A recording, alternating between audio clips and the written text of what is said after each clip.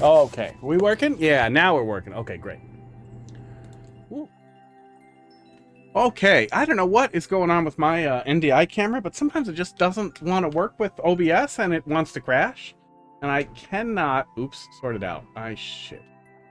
Don't try to load a TV channel. Oh. How you doing, Mayoko?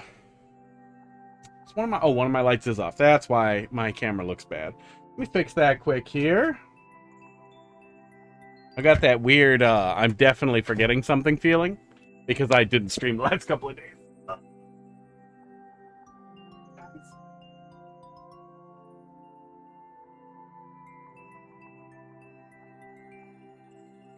That should take care of the green screen. Oh, mostly. My other light behind me is on? Yeah. One of my lights is probably starting to dim a little bit. They are all like 5 years old. Main camera. Filters. Oh, wow. Yeah, what the fuck happened to the chroma key? It auto white balances when I turn everything on, and I think sometimes it just kind of shits itself on the way there. Because, yeah, look at how much of me isn't transparent. That goes away. Yeah, weird. Okay. Cameras? Cameras working? Yeah.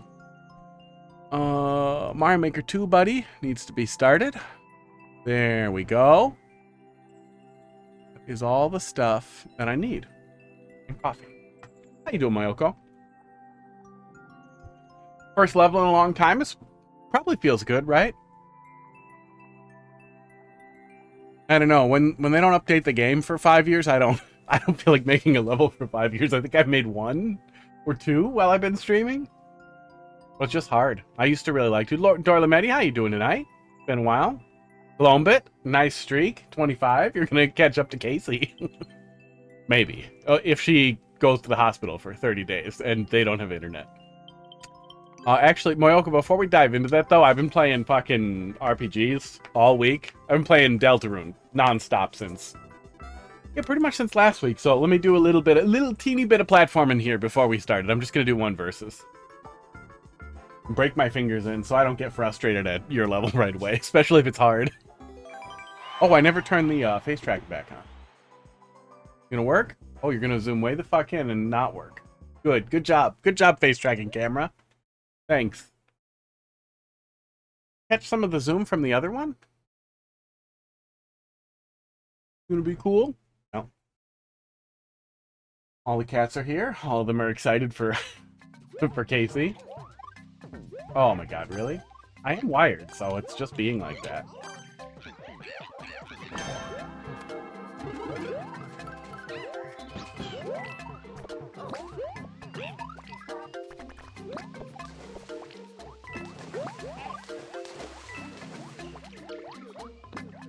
There's fish right there, Mario.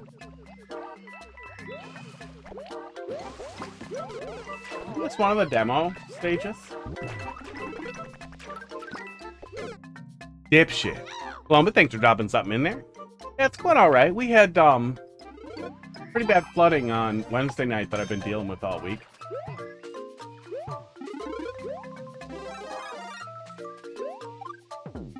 Yeah, that just poofs a Yoshi egg. Thanks a lot, Ding Dong. Well, Mario might die. Flooding and hail. There's still hail in my backyard 2 days later. Oh god, and it's lagging like crazy. Oh my god. Really? Piranha Plant? I wanted to check the pipe.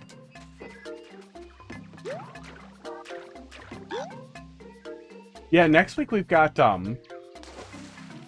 it's at 100 something in Wisconsin, which is crazy after it's been like mid-70s this week. Not looking forward to that, but we're putting in a wall in my office here this weekend.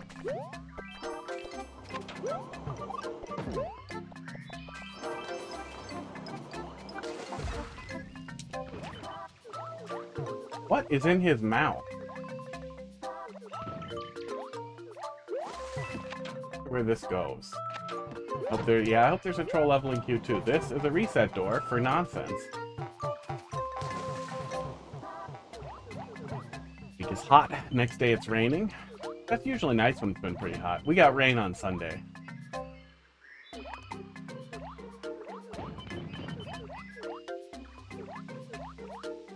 It's a long fucking level. That's really shitty for a laggy experience. Yeah, it's been going okay.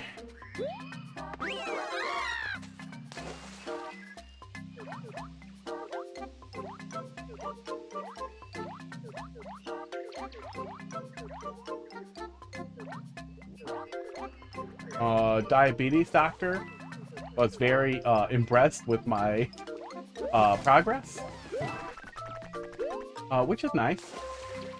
Did somebody just dump a Yoshi just so I couldn't have it? Oh no, they're just extras? Oh, they're just infinite extras. Okay. Okay, yeah.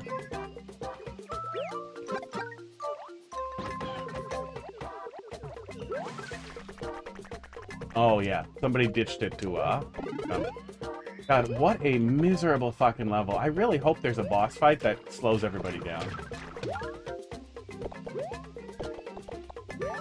Nope. A miserable level for multiplayer.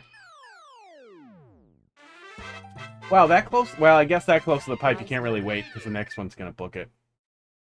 Yeah, awful level for multiplayer.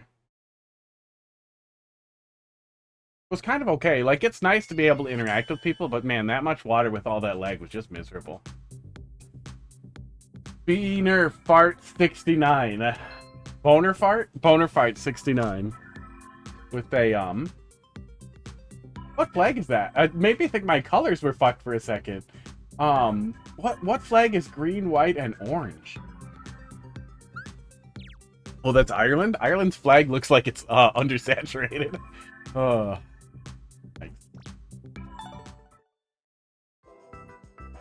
Oh yeah, and starting with a single Yoshi like that is really rough in multiplayer versus. Yeah, I know you don't have to think about it for how you set up the level, but that is one of those things that sticks out. That and like a really obnoxious door setup really stick out. Oop, I forgot to tell my watch that I was done exercising. Okay, well that counts. Got my fingers doing platforming a little. Okay. Mayoko, let's see what we got here. First level in a while. I hope I enjoy. DT7, DFF.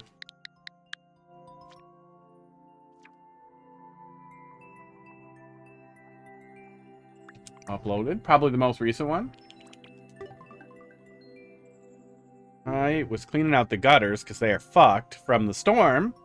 And I scraped the shit out of my finger here. Oh yeah, I do have a little super glue right here.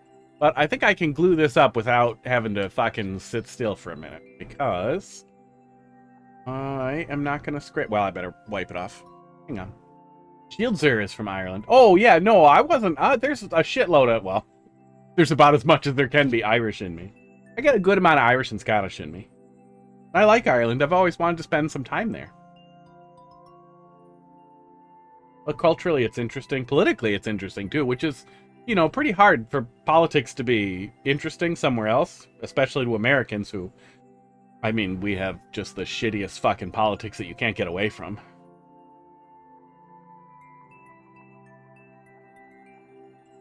Little bit of super glue.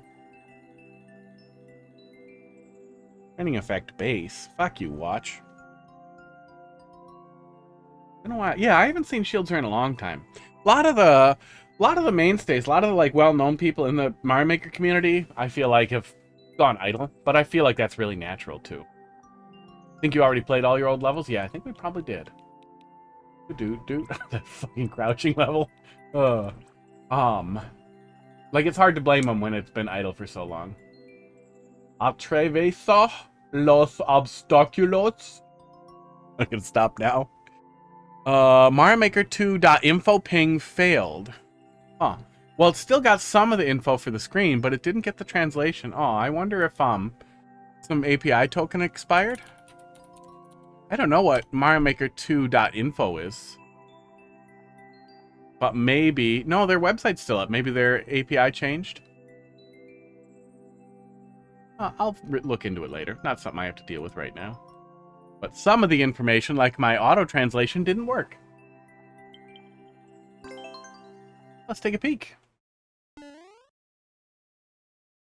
Oh, yeah, yeah. Geek. I'd say Geek leaving was probably one of the things that quieted down the community the most. Thank God for Carl. Thank God for Carl, and, uh, what's his name? Aussie. Aussie guy who also plays troll levels. And I'm sure there are some other people who play a lot of troll levels that I'm not thinking of or don't know, but who make a lot of content for YouTube. Yeah, is he still? Oh, Juz Cook. That's what I was thinking of, yeah. Juz Cook, not Jizzcock. No matter how many times you read it wrong. Oh, cute. Okay. Deadly elevator? Oh, uh-oh. Uh-oh. Pretty cute little elevator? Jesus Christ. Look, it's been a hard couple of days. I slept badly. I'm tired, I'm a little fried, but that's fine. I want to play Mario Maker, even if I'm a fucking dipshit. Where's my Switch? I assumed I was hitting the Switch. Oliver. Moved to Ireland? Immediately employed? You know, I've heard some stuff like that, but I would have to find... Oh, okay. I'm an idiot. I see it now, I get it. I would have to have somebody who was like, we'll hire you if you move, and we'll give you some money to move. Then I would get into it, but I don't even know where to look for that kind of thing. Heidi works remote anyway, and she would immediately move to Ireland, I bet.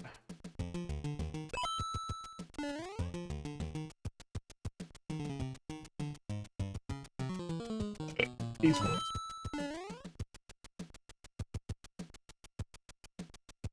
In general, I really like Irish food, too. I would say they probably... Not going over it.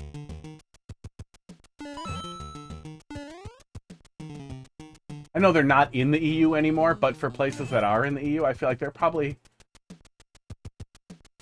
the closest to like a relatively standard American diet, although I would imagine that way less melting pot stuff. Like there's probably a lot less diverse cuisine in general available. But I have nothing to base that on other than the little tiny bit I've learned from people who went there and told me about it. And TV, which is the worst place to learn anything about any country. But Pud looks ridiculous. Oh, Pud. He's just waiting. He's just looking at me and waiting for his treats.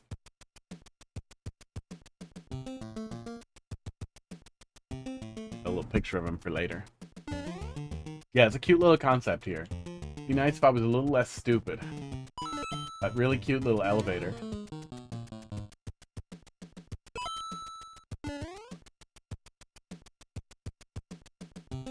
Yeah, kind of like an MMC type of gimmick. But is it gonna be like 8 minutes long and feel like the longest thing on earth? Because that's what you need. I know there's some people putting together some stuff for another MMC. With whatever's left of creators. Hey, Barnstorm, it's going all right. You know, it's mostly taken care of. I didn't have any flooding in the basement, but we had. Oh, I'm dumb. We had, yeah, it's sunny now. We had so much in the backyard. We had more than I posted in the Discord. I went kayaking in my backyard. And I don't have a fucking pond or anything. It's just a regular yard. We just had so much flooding, I threw a kayak in it and was like, this is deep enough to boat in. And then I got in there, and it was deep enough to paddle in. Like, it wasn't even like I'm pushing it on the ground. I was able to just zip around the yard. I really wanted to ram into stuff, but I also didn't want to break my fence. Oops. Well, that was dumb. Barnstorm, thanks for dropping something in there. Yeah, it was nuts. One of my neighbors, who is normally pretty friendly with me, clearly thought I was an asshole. They were panicking a lot. So seeing me kayaking in my backyard, I think made them very angry. But I like kayaking, and there was a lake. What the fuck else am I gonna do? Pump it out? I did, later. Pumped it out of their yard, too. They did not thank me. I'm pretty sure they electrocute their dog. But, you know, it was one of those things where it's unavoidable. It was coming out of their yard one way or the other. As soon as it's out of my yard, their yard floods into mine. Yeah, it was crazy. It was really, really crazy. Did he swear? I just heard him muttering something annoyed, and he went back in the house. When I just waved and was like, "Howdy, neighbor." And his wife like laughed and said something nice. I didn't hear what she said, but like something like, "That's funny," something like that. And I heard him just mutter something angry sounding, like it not loud enough for me to hear him across the yards, and go back in his house, like shaking his head. He seemed annoyed. He might have just been annoyed by the flooding too. Oop, oop. Tiny bit of progress.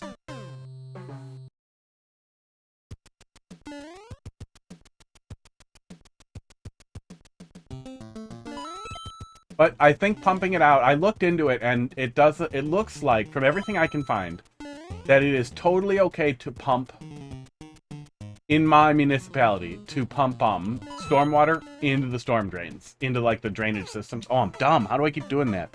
You just can't pump it into your sewer system, and you can't pump sewage into the storm system. But you are allowed to get floodwaters out of your yard, and that can involve putting it in the street, which is good. Then I was like, oh shit, I have some pumps from the last flood. I'm gonna pump it out, and I pumped it out, and it worked insanely well. I thought the pump was gonna clog up. It didn't. It just worked. It was really cool. And it probably saved our basement from flooding too.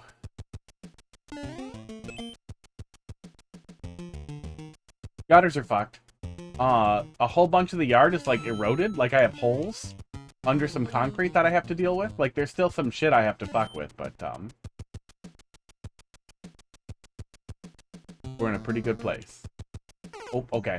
I thought maybe I was supposed to one cycle that, and I was waiting for it to come down from the top, and I have no idea why I thought it was going to come from the top. Oh.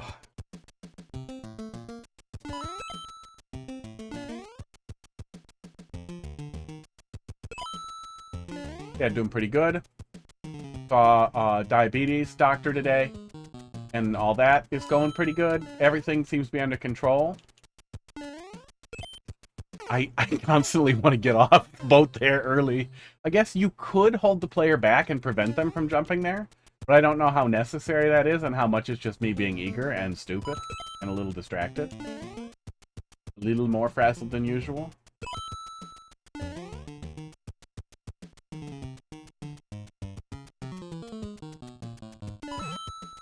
But it was nice to have a doctor be impressed and happy with how everything's going instead of expressing disbelief or being shitty. Because they clearly think that I drink soda constantly and eat sugar and candy constantly because, I mean, apparently that's what everybody does. Or everybody they talk to does.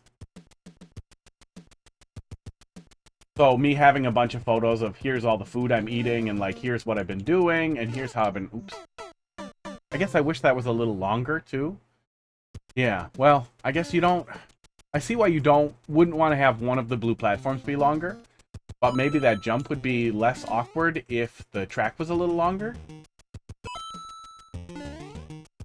Sports. I wish I could watch it. Because I can't tell if that's the Munchers bumping onto the other platform and I'm jumping late because of that, or if I'm just jumping late and the momentum is making me dumb.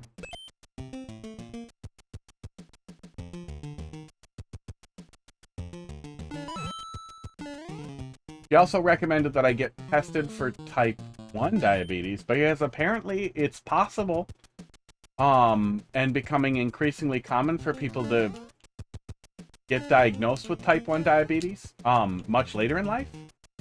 Oh my god. Okay, that one, literally, I just assumed it was safe to ride the elevator. I saw the other platform, and I saw the arrow, but I didn't see that I needed to panic until it was too late.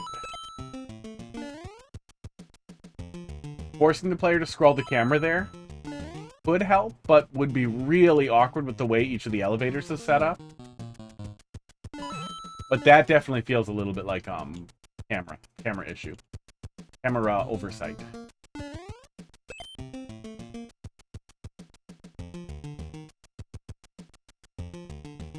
I think you probably want me to... Ooh, I wonder if I could kill the Munchers there and still get on back on the elevator. You probably want me to get off the platform as soon as I can. But this one, oops, felt weightier too. Hope the end is a boss fight with 3 elevators. Elevator action. Elevator antics? What the fuck was that weird elevator game for arcade and NES?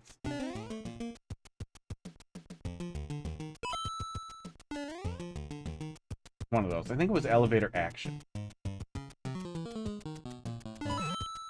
I remember I had it on NES, and I played it in arcade once because I was like, oh shit, I know this game.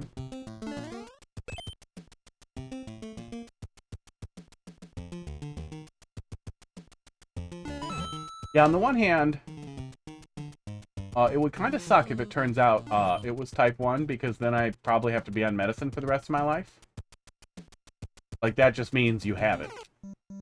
But on the other hand, it would definitely mean it isn't my fault. But she keeps insisting that, you know, if I'm not eating candy and soda constantly, and if my diet has been like this, it's not really my fault anyway. My diet's pretty good. I cook most of my food, and it's like at least half vegetables and protein. Usually less than a third, or roughly a third carbs.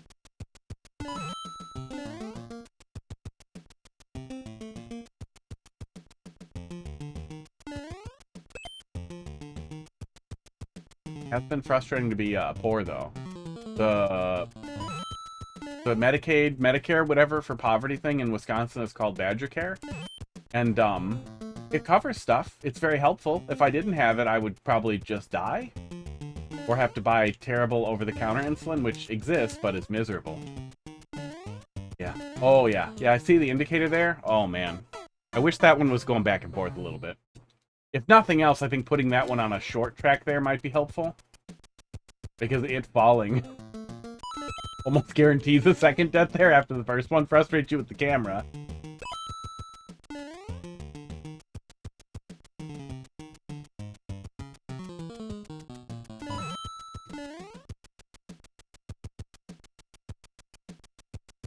Yeah. Camera definitely sucked in Mario Maker 1.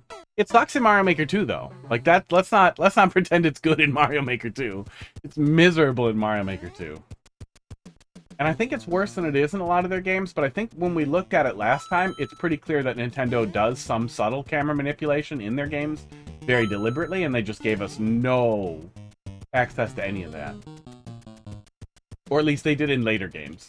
I know there was some camera jank with in Mario 3 and in Mario World, just because there was no real way to force it where you wanted it, other than making the player go places.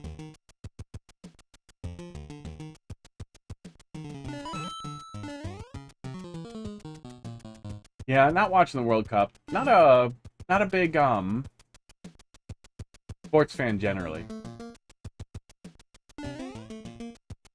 Although soccer is more interesting to me than basketball, that's for sure.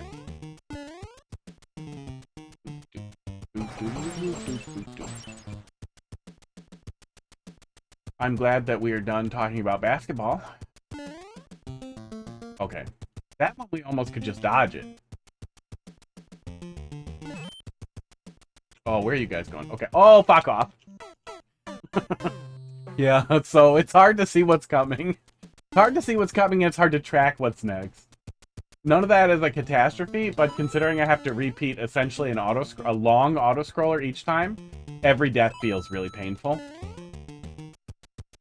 So as much as you could look for ways to temper each of these interactions to make sure the player has the best possible visibility, and when you're scrolling like this, when you are kind of auto-scrolling, there isn't a ton that you can do. Actually, auto-scroll might actually be the answer. I don't know if that's ever been a valid suggestion for anything, but since the whole thing is on rails, you might be able to control the camera effectively with an auto-scroll. With probably custom auto-scroll, and moving it around the place you want it to go. But that might severely limit what you can get away with in length, too.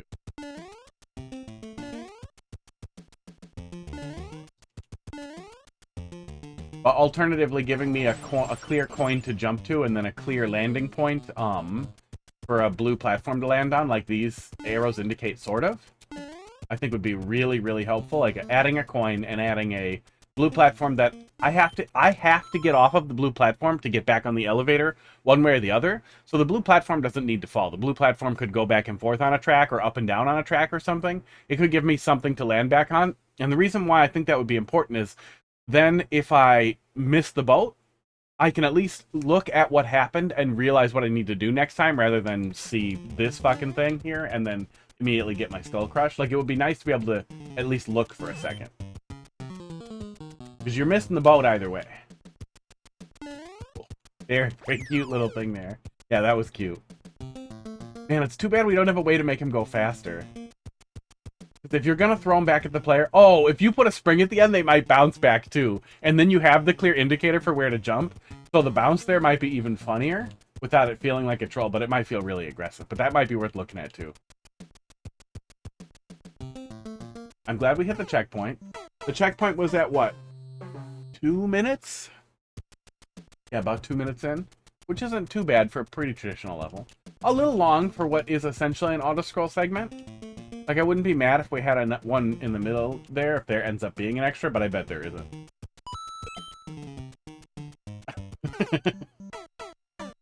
Okay. We are rehashing at super speed. Now it's the same thing but faster. Yeah, I see that. That's cute. Although, being able to get on the wrong elevator... Okay, well, actually, it seems fine. Wouldn't be mad about right-facing one way there, but we're really close to the checkpoint, so it's probably fine. Hopefully, we don't get yanked off to the side. Okay.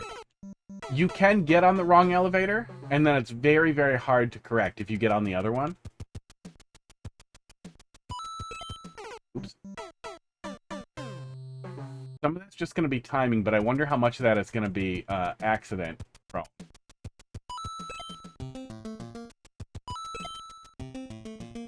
And I wonder, too, how often we're going to accidentally bump into the,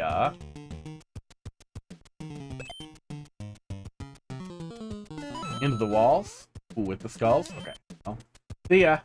You want to come back? Nope. I'm glad you let me see that it's not coming back there. That's also helpful. I would have assumed anyhow. But it's nice to see that, okay, that's where it stops. Gwink, thanks for dropping something in there. Yeah, it feels like it's tight, and I'm concerned about how the edge bumps with the spikes are going to play out. So far, it seems like it's mostly letting me not hit the spikes. But, like, that one spike there preventing me from buffering the left input just feels mean. Jesus Christ. I guess I can try running off way earlier? Running off as soon as I can instead of trying to jump?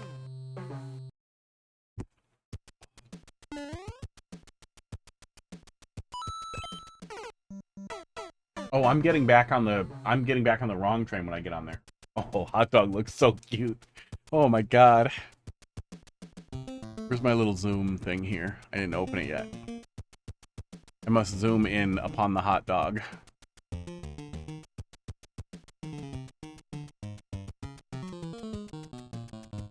God, this thing sucks. Why can't I just drag it around?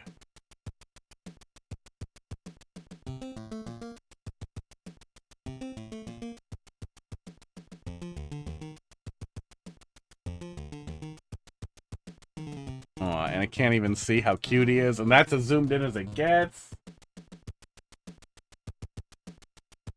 Don't sit up. Don't sit up because I'm touching the camera. Oh, you cute little fucker. Oh my god. I was gonna try and increase the gap.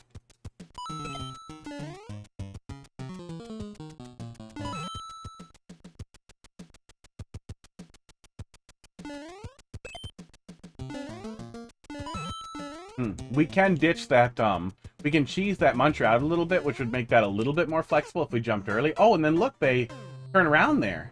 They started coming back. Ooh. Ooh, memes, how you doing tonight?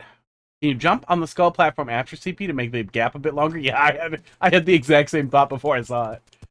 Oh, I gotta update that. I finished Mina. I think I'm moving on from Mina for now. I'm really excited to replay it, but I'm gonna wait till next time. Till, big update or until I have another slow time with no games.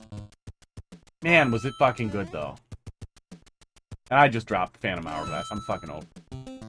That game pissed me off. Even with the D-pad hack, that game sucks ass. Yeah, I think we just have to run off earlier there. Which is awkward. I wonder why the skull platforms turned around when I cheesed it a little bit there. Ooh, GG. Oh, that's the end? Oh, okay. Well, if you have an extra checkpoint, that would be strong feedback as well. As consider breaking up in the middle there, if possible. Well, that part was so much faster. But maybe you could break up the first segment a little bit? Because, yeah, this part was about a minute long. You could put a checkpoint in the middle of the first segment somewhere. I don't think that would hurt anything significantly, with the last part being much faster. And then we covered some of the other points where you could give it a little poke, where it would be, you could improve the player experience there without reducing the difficulty at all. That I think would be a good idea. But overall, a good experience, good concept that was pretty well executed. Yeah, you could play around with the boss fight. Not every level needs a boss fight either. And the platforming gimmick was pretty solid too. The iteration, the little twist on it there with the faster part, worked pretty well. The only part that was a little tight was punishing me for trying to buffer left on that spike there. Maybe just not a spike there. Maybe just a hard piece there, or a one-way would help with that. And letting the player get ready there a little bit. But it also wasn't so long that it got painful. Yeah, good stuff.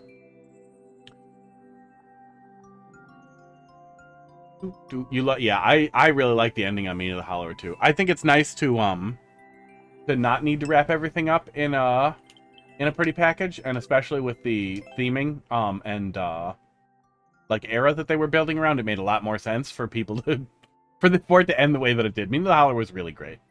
I also really liked the homage to both Crocomire and the baby Metroid really clearly in the end there. And I saw a lot of people arguing that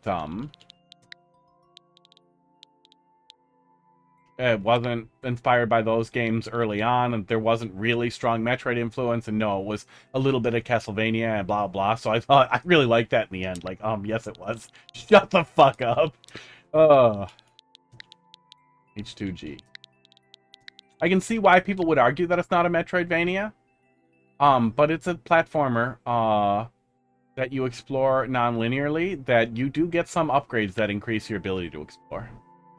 Yeah, it was that's very clearly what they were doing. And with the peeling, too, they were clearly doing both. It was really clear. It's the same side of the face. It's literally the same side of the face as Crocomire. And I thought that was really clear. But, if you watch I pasted it in the Discord, but there's a cool documentary that somebody put together on, like, the development. The guy who made it is like a fucking 20-year-old Zoomer whose first introduction to retro gaming was in one of the new Animal Crossing's little demos. And it was just mind-blowing to me that, like, oh my god, this is the gateway that some people are finding. Like, thank god. Thank god the new generation will find these insane pathways to stumble into, retro games and be like, shit, I want to make one of those. Shit, I want to make a little Zelda game like that. It also means there's some real timelessness to games like that and their art. Even outside of the generation that grew up with them, which is really fucking cool. But yeah, it was really cool. And I would imagine that even as an older person, that seeing that fucking Crocomire scene is, like, almost traumatizing. Like, it sticks with you. iPod. What's that face in the thumbnail? I do not... Oh, you probably don't know either. You submitted it. I don't know. Is it clear here? No, it's definitely not clear when you zoom it in. Bowser's joke. Oh yeah, my translator, it looks like, failed again too. Yeah, translation failed again. Let me pull it back up by the code. Let's see what error it spits out here. But it seems like the translator might be broken. But this tool was made quite a long time ago by Traffic Cone, who I think has mostly moved on from Mario Maker as well. Really cool fucking tool, though. But I think the last time I filed an issue on GitHub, I think it went unresponded to. Esports. Huh. It didn't even log an error for that one. Just didn't try. Weird. But yeah, I cannot identify that face at all. Or if it's even supposed to be a face. Oh no, that kind of looks like it's supposed to be a face. Because it kind of looks like that's supposed to be angry teeth. So black eyes that are huge? Yeah, I don't know. I don't know. I can't parse that into a face. Let's take a peek.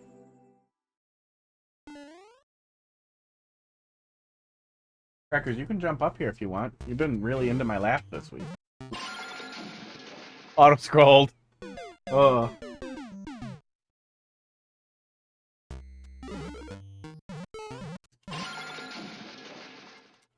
Okay. I wonder if that will get annoying. Wow, Pud, you stole his spot. Okay, we gotta move right away. That was pretty funny.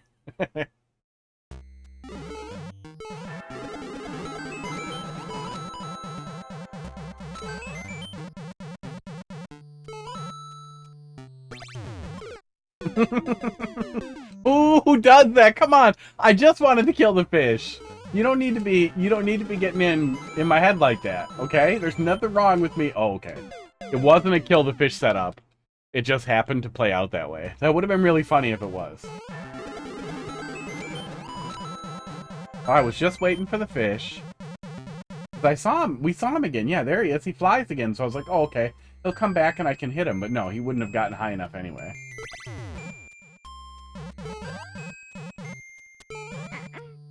That was really mean.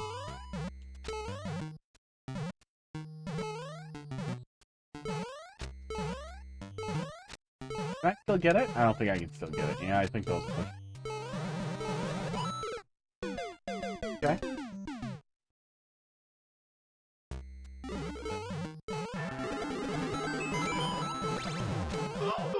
Okay, nothing in there. Oh, okay. That's what was supposed to play out there. Okay. That prevents a soft lock, which is nice. I thought it was soft locked. It doesn't... It's not terrible at the very beginning, but I'm glad I'm not soft locked. I'd rather not be. There we go. Oh, okay. I thought the sound effect at the beginning with the death was a little suspicious, but it didn't seem like I was still actionable. Oh, I am. Okay. Should have tried that. I assumed it was covering for something. Yeah, it can be simple or a masterpiece, or really mean, or sometimes too much. Although it seems like that's better recently, but my only access to stuff is like what people bring me and like the 2 Japanese creators that I follow, and I don't think this is one. My glasses are dirty. Oh. Oh, that's weird. And my eyes are crusty, and I didn't realize it until I took my glasses off. That's pretty weird.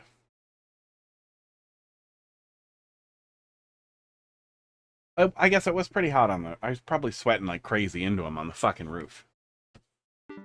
Okay. Rude. Oh, okay. Gaming. Light gaming. That room can suck it.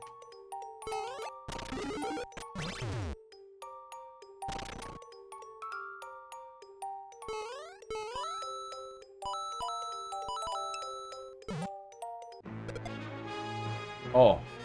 Oh, what? What am I owing at? B9, how you doing tonight? Is this the real Hot Fist? Yeah, I'm back. Why, does it look fake? Look how many cameras I have. Oh, one of them's all crappy. One of them's all crappy. Yeah, the autofocus on that one never fixed itself. There we go. Done zooming in too much? Nope, you're gonna keep being weird on me. Got him. But yeah, I had... well, Deltarune came out on Wednesday, and I wasn't gonna stop playing it. And who the fuck wants to watch me play through it? At 10 in the morning, like right when it comes out. Nobody wants to watch that. You either want to play it, or you don't give a shit. And I'm not gonna do voices or some shit like that. I'm not into it. Not happening. So you're just gonna be watching me laugh at something. Oh, I'm an idiot. Laugh at something that I think is really funny. And then there was terrible flooding, which got in the way of my intention to just play Deltarune for 15 hours straight, or however long it took me to finish the chapter, which ended up being like 15 hours. If I just duck? Yeah, I just duck and I'm fine. Cool. I think that is what I'm supposed to do. Oh my god. That was not what I was supposed to do. And then Thursday I was still dealing with the flooding stuff. And cleaning up and the fucking everything being busted and fucking everything having ice on it. Well, there's fucking ice in my yard still. In the middle of summer, my yard is full of ice. My ice is full of yard. But now I'm back. I did it again. I'm supposed to go in the hole and hold right.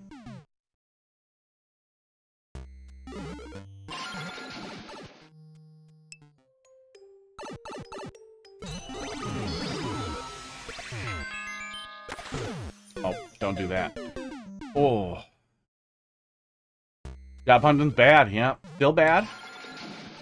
Yeah, still been really hard. I had a couple of interviews, and then it's been dry since then. But I did redo my resume. Ooh. Okay, we also can't sprint there. So yeah, what I was doing was correct. I think I am supposed to. Pug, how you doing tonight? I think I am supposed to duck there, though. I think that was correct.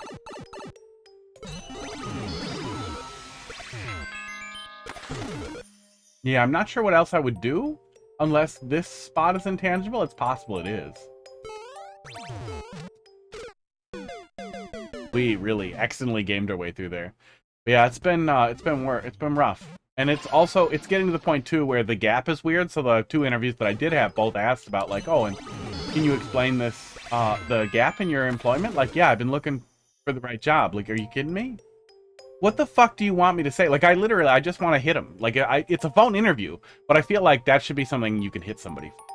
Not like enough to kill them, but like a, you know, black eye, break their jaw, something like that a little bit. Because what kind of stupid fucking question is that? It's a fucking terrible economy, and you know it sucks. You're hiring me because you want somebody who doesn't have a college degree, or more realistically, you're interviewing me because you need to get 3 candidates before you promote someone internally, so you're just wasting my time. Which is also fun. The recruiters are terrible too. They're also all wasting your time. Which is often the case with recruiters, but I've also had a lot of job placements through recruiters in the past, and now they're just not finding anything. I keep doing it. I keep looping back through there. So yeah, I have a lot of ranting to do about it, forever. It's a sucky job market, and it's flooded with dipshits and scams. And people who are lying constantly about their jobs, and whether or not it's remote, and a bunch of nonsense. Am I comfortable? No. No, Heidi works full-time. But see, I did it again. Heidi works full-time, and that covers, like, maybe 70% of our bills and everything, and house payments. But I own a house, and I rent it out for my mortgage, which, was a terrible mistake. It's a terrible thing to not be a shitty landlord. I rent it out to a buddy of mine for basically what the mortgage costs. It's like rounded up. But the same thing that I pay. And then he has to not be a shithead if something goes wrong, and he has to work with me. It's a handshake deal. We're friends, so it shouldn't be a problem. But that counts as income, which disqualifies me from a whole bunch of potential assistance and from food stamps and from all kinds of things that would make it a little bit easier to be poor. And it almost disqualifies me from medical assistance. I'm like if I make like another $400, I will not get medical assistance. And then I think the government's official perspective is to kill myself, but they won't help me. That's illegal still. But they would prefer I kill myself. I think in general they would prefer poor people would kill themselves. I think we're even getting to the point where we're not even pretending that labor is worth it anymore. Weird. It's getting weird over here. I keep doing the loop. Oh. When they ask you, and why did you apply for the job? Well, that one is, I mean, that's still a stupid question, but that's a little easier to answer. Like, they're asking you what you know about the job and making sure that you know what you applied for, because a lot of people are just applying on everything, which I assume is making it harder for a lot of them, too, but they can fuck themselves with their shitty AI fucking HR software. In the US, there's, some basic food programs that for people in extreme poverty and with no income, they provide, a little bit of, federal assistance in being able to buy only, cold food, only unprepared fresh food type of things. But for some reason it makes, conservatives mad because they think that if poor people get to eat, that they'll, get rights and they'll start voting or something.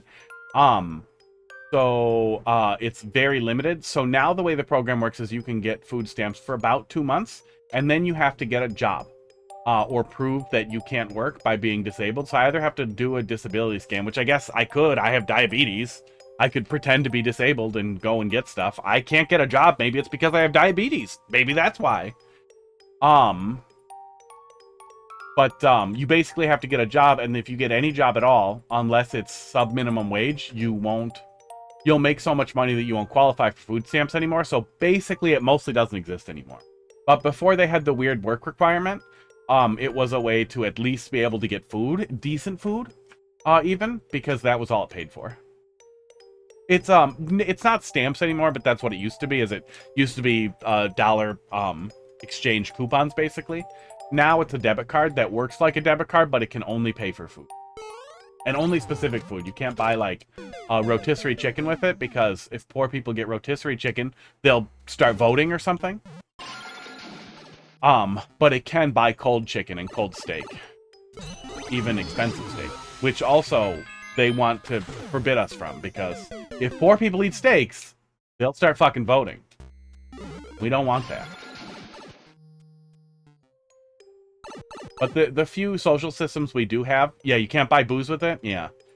The few social systems that we do have are severely limited, and often really clunky. And I'm on the federal assistance medical plan, but everybody's rude to you. Like, you go into a regular pharmacy and people are rude to you for being on it, and like they won't cover a bunch of stuff, but they don't tell you they don't cover it, and they don't tell the pharmacy they don't cover it. So like, I'll try to get one of my insulin things covered, and it'll say it goes through, and then I'll call them and be like, why does it say it goes through but it doesn't show up?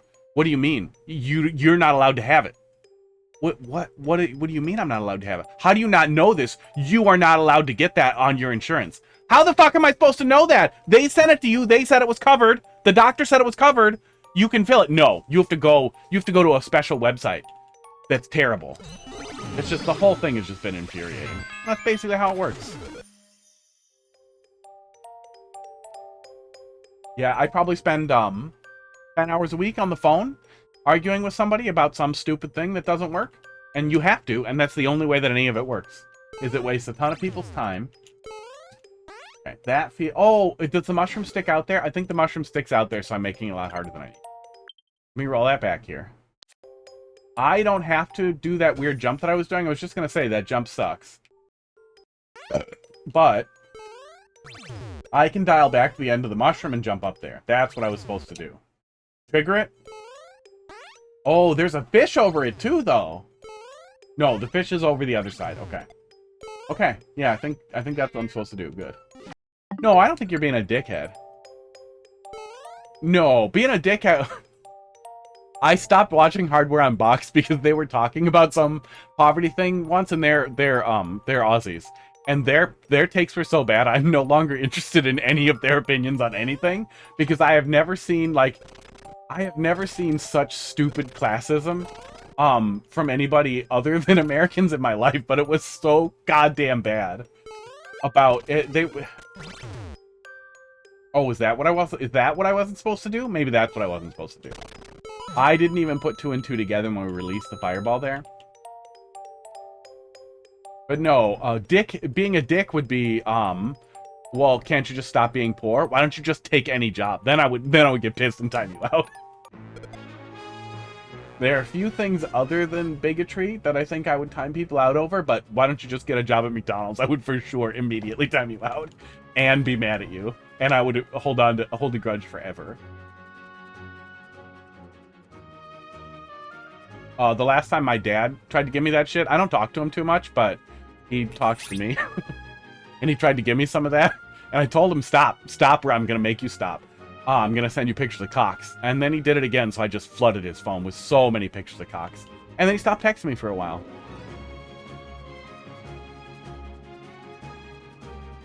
Yeah, so we let that go. That is the O. That's what I didn't notice last time. I thought I was supposed to be bringing a shell down here, but that makes sense. Okay. I don't know what social programs look like over in, I'm like 99% sure you're Australian, but correct me if I'm wrong. Pretty sure it is, though. But, what do you guys, I just assume everybody other than America has better social programs. But I don't know what you guys do for long-term unemployed people, or poverty, that type of thing, or people who have jobs that don't pay enough to live on. Or if maybe you guys just pay enough to live on. I was thinking about that today too. Like, there are other things that I like doing. I always figured if I couldn't get a job in IT, that I would go to school for industrial design, for like engineering, but like cases, that type of thing. The outside of stuff. I like doing that. I do a lot of that in 3D printing.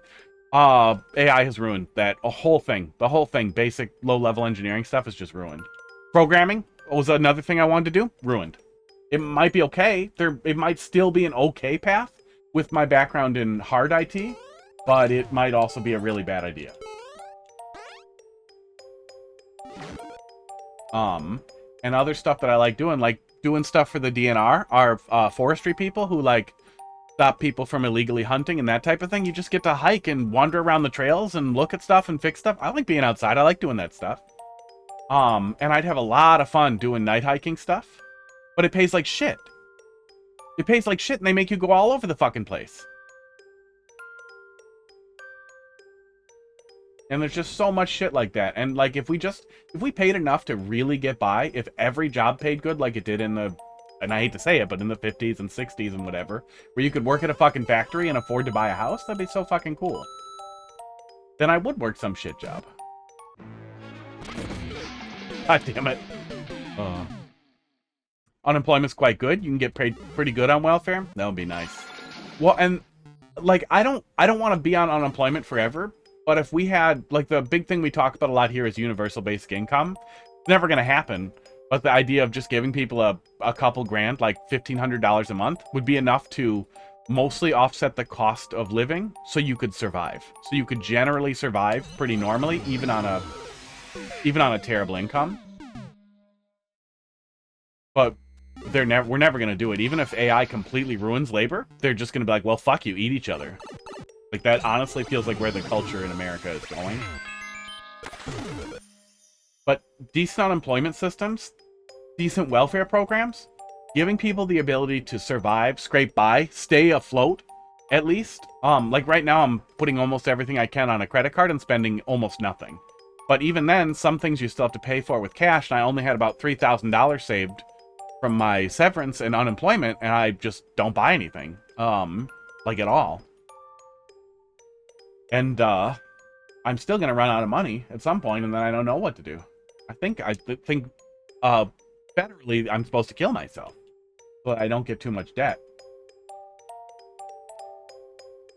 Just go.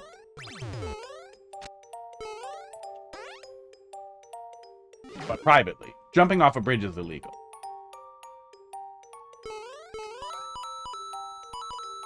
That never ceases to amaze me. They don't show that in any of those documentaries about bridge jumpers, but most of the time, after they talk you down, they fucking arrest you. Nothing would make me want kill. Okay, calm down. I know I'm distracted, but this room is throwing a lot at me. No, you're fine. Yeah, I have a lot of there's nothing to apologize for. I have a lot of experience in my field as a sysadmin and as a security administrator. And things will turn around. It's just right now we're like 15 years ago, 12 years ago, roughly, about 15 years ago, there was a big surge of a lot of companies outsourcing their support to India, which displaced a lot of local IT jobs. All of those came back about 5 years later because it sucks and everybody hates it. Some of them are still over there, but almost all of it came back. And we'll see a lot of that with the AI resurgence too. We're hearing a lot of people talk about labor like it's a tax right now, but we'll see it turn around because there are a lot of things that you need to just have a person do. Okay. Going up here. Oh my god, really? I just wanted to hit the fireball from the other way and then try to beat it back down. Sports. Yeah. Our tip culture stuff is really weird, but it's a vestige of a different time, but not engaging with it also for a lot of jobs means that they're not making enough to live. And every job that I ever worked that was tipped before I worked in IT, if you don't make enough money to make minimum wage, you're fired. Like, not you're fired if you don't clean up. No, you need to, like, I literally had multiple managers tell me, you need to put a different number in there. No, this is how much I made in tips though. If you don't put a larger number in there, if you get a paycheck, corporate makes us fire you. You put a larger number in there if you want to have a job. Isn't that illegal? Yeah, probably. And nobody who's that poor at working those kinds of jobs can afford to sue, so you just do illegal things. That's how it works. But there are a lot of jobs that pay normal wages that also are asking for tips now too, which muddies that whole thing a lot. That's a soft lock, right? That's definitely a soft lock. Oh, something could bounce up here and break the cloud, right? No, it's one cloud. That's just a soft lock. That's just an anti-soft lock.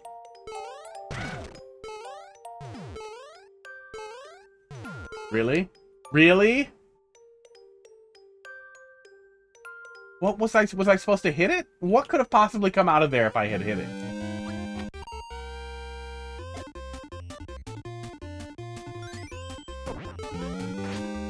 I don't know what I thought was going to happen there.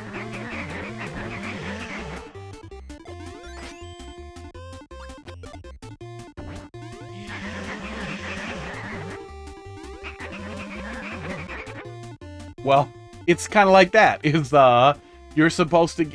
The idea is that, you give people a tip based on their... I'm sure Wikipedia would explain it better than me, but the idea is that, for wait staff and a lot of service industry people, we don't pay them enough money to survive. We don't even pay them the fake number to survive, because our minimum wage in the United States is not high enough to survive on at all. Like, even if you have, like, 3 roommates, it's still probably not enough to survive on. And then instead of paying them the $7.25 minimum wage, we pay them $2 an hour. I think is still the minimum wage for servers, something $2.65 or something. I don't have a checkpoint, right? There's no reason for me to engage with this. This seems really aggressive for an anti that I almost for sure would fall into anyway. I'm just gonna start over. I don't think we had a checkpoint. Yeah, the businesses should just pay fair wages. The important thing to remember, though, is the person who needs your tip does not make that decision, and stiffing them does not fix anything. What you do is you complain to their manager every single time. You send them a nasty email that says you should just pay these people more, and if 5% of people who didn't like that did that, it would be better. It might get better. But the whole restaurant industry is pretty fucked as a whole. It's almost all run by people who come out of the service industry, and the service industry is fucked, and it's a whole fucking thing. Yeah, you're subsidized. Yeah, you're using guilt to subsidize wages, which is just insane because they could just increase the prices, and bake it in, and then not have to deal with any of that. And the thing that makes it even muddier is how many places are asking for tips where they are paying a decent wage. Bartenders generally make a good wage. Most places, back when I was making $2 an hour as a waiter, bartenders made $15 an hour plus tips, so those positions were sought after and closely guarded. And it varies. It varies a lot based on the state. Like in Nevada, the wait staff make minimum wage at least, or more. That's supposed to be one of those places where you can just go to Nevada and be a waiter, and if you can get a job with some experience there, you make so much fucking money. It's crazy. I never want to do that work again, but it's better in some places. I think that's the only place where they pay that much, but in most places where you make sub-minimum wage and that's expected to be made up for in tips, it's fucked. It's all fucked, and it preys upon poor people, and it hurts. It hurts everybody involved. And the restaurants aren't well run either.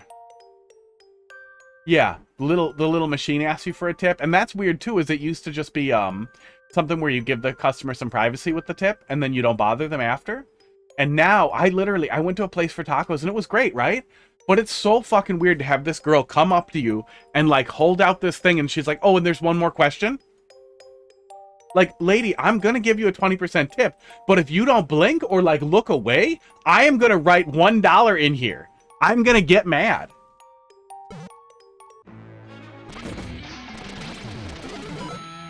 Because it's weird. And you don't need to be weird at me. You don't need to make this weirder for us. I want to tip you good. I don't want to tip a lady at a buffet who all she did is pull the plates off, but I also know that she's not going to make enough money if she doesn't get a tip. So it sucks, but what else are you going to do? Drink some water. Talking too much?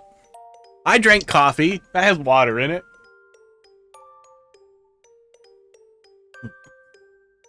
Oh, lime water. You have no... Well, it's one of those things where you kind of want to play by the laws of your land, too. If you come to America, you should tip. Yeah, coffee's mostly water. It counts. I would like it to be, but I should also drink water. Okay, so just jump right away? Okay. Feels like a rude troll to set up for an ante, but there's no checkpoint yet, so it's fine. But I really hope we have a checkpoint. Oh, I'm not doing that. Fucker.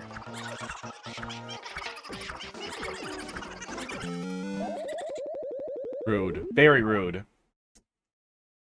For hair salon, people deserve tips. Well, oh, God.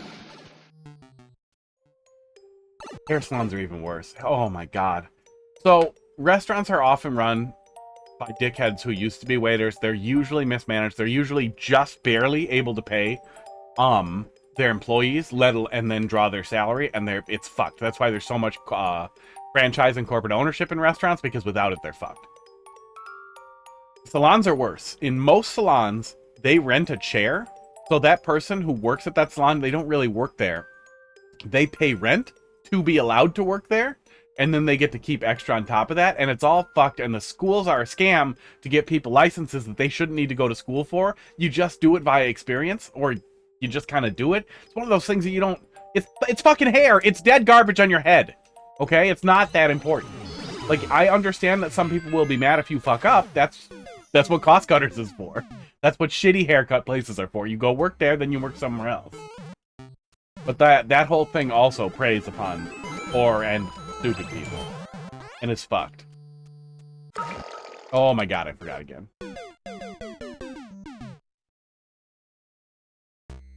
There's a hole in the wall at the gas station that makes the best tips. I don't think they tip for glory holes. I don't think people tip for glory holes.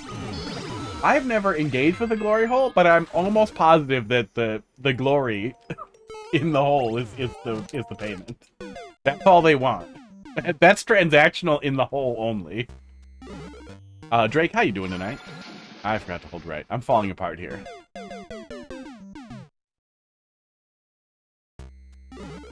Need more training to work on hair to be a cop? Yeah, kinda. Well, I don't think you even need the training, but somehow the training, the certification is protected by the training, but the training is unnecessary. It feels a lot like certifications in a lot of IT fields, but even scummier because it pays like shit. Like if you go, it feels, for anybody in IT, it feels like a A+ certification. Like that, the A+ certification is one you can get in high school, and it's kind of a joke. It says you know how to install RAM from 15 years ago into a motherboard. Anytime somebody has a... Yeah, I'm pretty distracted. Anytime somebody has an A+ certification, you know they're kind of a dipshit. Because you don't put it on your resume. Especially not if it's the only cert. It's the only cert I've ever had, and I've never put it on a resume, because who gives a shit? I got it in high school.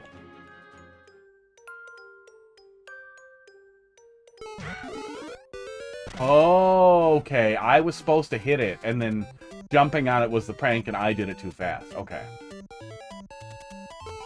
Now I can just big jump up here. Okay. Weird, but that's better than what I thought it was. Rude. Rude spike. I'm just gonna die after hitting the checkpoint. Yeah, not all hair salons work as I described. Some of them work like a regular business where they're owned by the people cutting the hair. Some of them are split, like what a lot of places will do is the owners will cut hair, and then they will also rent chairs in their salon to fill the days that they don't work. And sometimes the people doing that aren't pieces of shit. Sometimes that's a CP1 setup. Sometimes they'll just charge a really reasonable chair rent or just ask for a percentage. Like, some of them are cool, but the vast majority of them, from all the haircut people I've ever known, and I have a lot of female friends. I don't know how to say that and not sound like a dickhead. But all the hair people I've ever known, it seems like almost all of them are shitty. And everybody eventually wants to own their own place, but they're usually very shitty.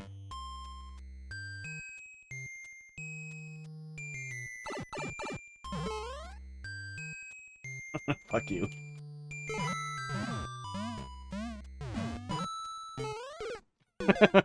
I feel like it's getting lazier.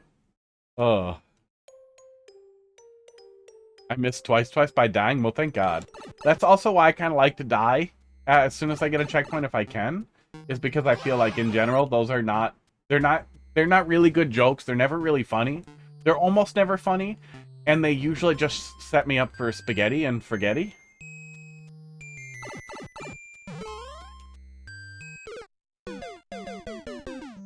Like, callback gags can be great. Well-regarded shows like Arrested Development and Archer are almost entirely built on self-referential humor. I knew that mushroom. Self-referential humor and callback gags, and weaving their own jokes back into themselves forever until they run out of material, or whatever, the old lady dies. But it's really hard to do in the context of a single level. Effectively. You can do it. That level I talk about all the time, Sans 123's Return to France, was a really good example of doing it in a very intricate and very, very interesting way. That was really, really funny when I was done losing my mind.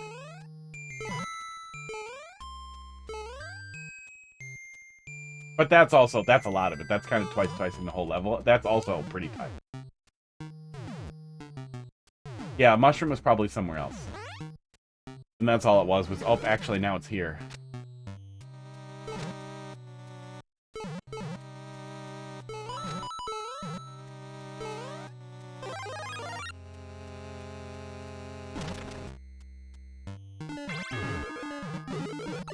Fuck off.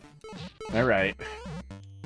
But I should be able to scoot through there faster, or maybe I just get out of the way. I think I just get out of the way. No, you didn't open a can of worms. Look, B9, I didn't stream all week. Been all pent up about all kinds of things. The can was gonna get opened one way or the other. You probably opened it in a better place than it would have opened elsewhere. Imagine if I spent the last hour talking about how much I like Deltarune. Chapter 5 was really good. Okay, but you can get back out. I kind of like that. Like, spaghettiing out of a pit after hitting a Kaizo block is way funnier a setup than just a fucking Kaizo block that kills you.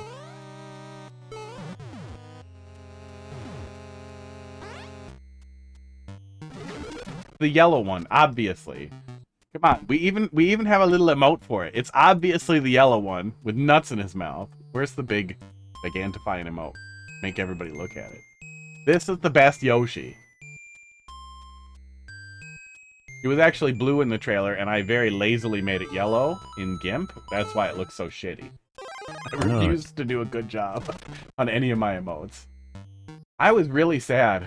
I was really sad they did, Yoshi the way that they did in Wonder. Because making him immortal made me not want to play him at all. Yeah, we can just get out of the way and then go back through. That's better than trying to go fast. Yeah, he got kind of a pufferfish thing going on there. I don't know why they made him look like that when he's got something in his mouth. Because he already has so much in the front of his mouth to have it be full there. They didn't need to fill up the cheeks. Doesn't even make sense if he's got a whole nut in his mouth. That's silly. Everything about that face is fucking silly. One of those is a dolphin. Yeah, the sus one is a dolphin.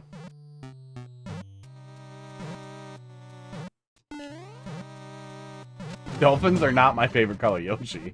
That was rude. Okay, that was literally just a pop-up gotcha. Oh my god. Lazy.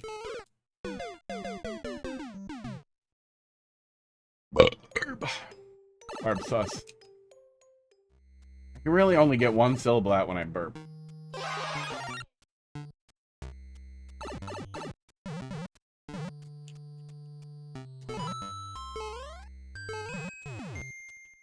Although, you know, I haven't tried it. I've always had such bad belching with the GERD that the idea of giving myself gas or swallowing air so that I could burp talk seemed horrible, but I feel like I'm probably well prepared for it, and the GERD's under control now, so it probably pissed me off a lot less. What is that ghost for? How would we get soft locked over here? Is that ghost just a mislead? Is that to make me nervous and make me want to move fast here? Does it just hold right? Okay, yeah, hold right, and then standing on the donut was the goal. Still feels a little lazy. Blowing out a wall and slapping me. It's still just a sniper's mom.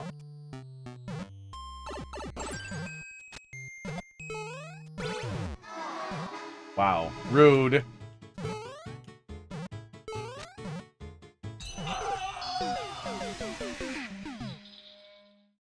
I liked this level when I was paying less attention. Yeah, labor systems are rough. What I started... God damn it. What I started getting at there is... And I don't know how good it is over there exactly, but I'm assuming roughly enough to live on. And if we ever get to that point, with universal basic income or basic, like, unemployment services, I don't love the idea of having to check and make sure people are trying to get a job. If there's got to be some way to verify people are trying to get a job, but I also think there's an argument to be made. Like, if people don't want to work, they should still be allowed to have a place to live and food. Like, some people don't want to work. That's fine. That can be a mental illness. I don't give a shit what label you put on it. Some people don't want to work. That's fine. Lots of people do. I really want to work. I want to get paid for the work that I do.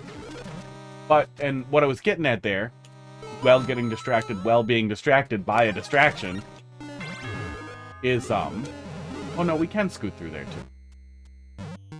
If you give people enough to survive on so that they'll be okay, one way or the other, they'll be okay. They'll be able to survive. That gives labor so much more power. That means when some job is torturing you, like the service jobs that I talked about that would force you to declare more in tips so that they don't have to give you a paycheck because they will fire you. I have had like 10 different jobs literally tell me that, because every time I would push back and be like, that's illegal, they'd be like, okay. Yeah, I mean, yeah, put in a complaint, you know, but you have to. I have to tell you to. I get in trouble if you don't. But if there was enough money to survive, I'd just be like, no, fuck you, you can't make me do that, fire me. And then I would have recourse. Everybody would have recourse. If you knew you could land on your feet and survive, you could accept being terminated illegally for something like that, and then you could seek recompense for that. And then all of a sudden, jobs wouldn't be able to do illegal things anymore.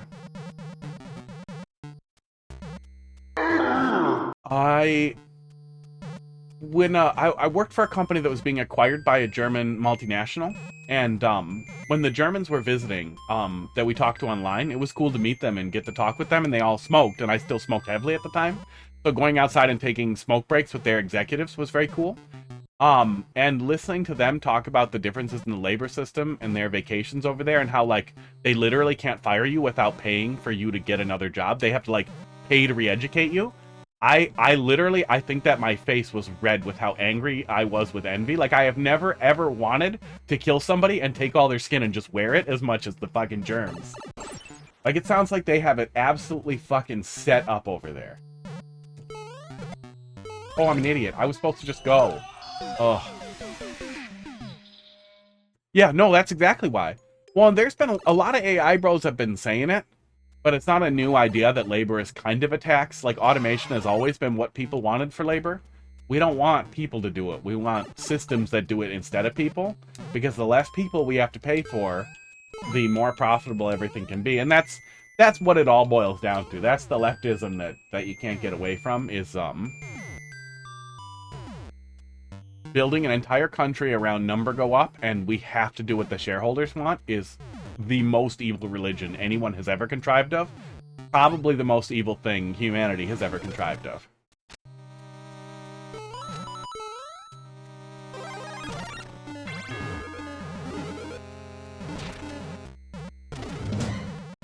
It was pretty recently, too. There was, I was digging into it, and there was some weird lawsuit between between Ford and, one of the other really early car companies about how they couldn't... I remember exactly what it was. But essentially that they had to do what was best for the shareholders. There we go. Even if it was arguably hurtful for the company at large. What do you mean wrong? What was right? What? How on earth? Green pipe was wrong. We went in the green pipe and it was no. Yeah. I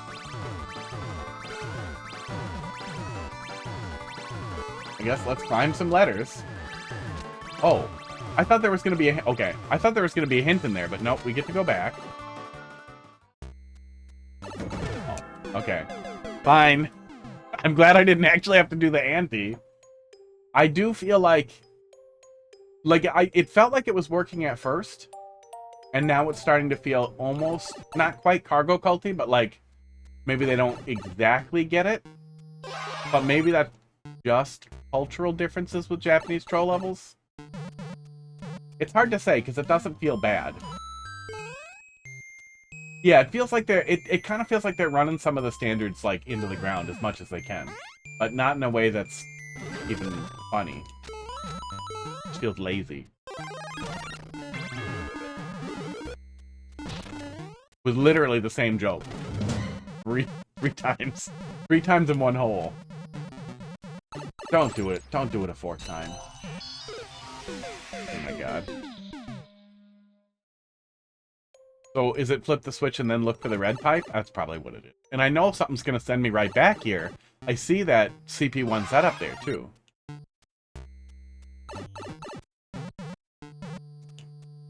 Yeah, I feel like we would have such a better system if labor was generally really rewarding. And not I'm not saying like full communism. I think that if you spend a lot of time on education, you should get paid more. But I also think that should be available for everybody. That makes a lot of, like, why the hell should it be hard to get education and kind of a scam, and then it only sometimes pays more? Like, man, pharmacists are getting so fucked right now. Kind of wish we could tip pharmacists. You were done with this level after this? Oh god, that's not a good sign, because I feel like you probably have more tolerance than I do for nonsense. I just feel like it would be so much better if people were allowed to not work if they wanted to or needed to for whatever reason, because they don't want to or because they have to. Okay, there we go. I feel like that was unnecessarily complicated. I really would like the checkpoint now, and I feel like that was a lot. Rude. Yeah, I'm slowing way down. I can see it now. I'm slowing way down because I don't want to die and go back through all of that. Because that feels like kind of a tedious pile of plates to...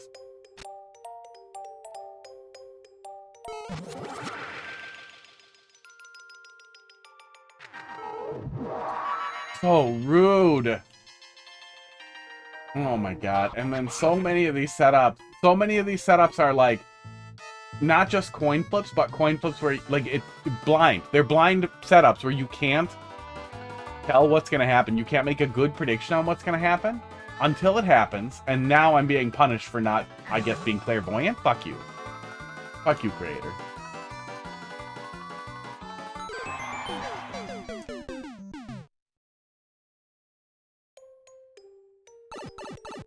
Like, even without getting into the fucking screeching about always have a mercy mechanic and all that, if you're gonna do an ante, it should always be as a punishment for a choice.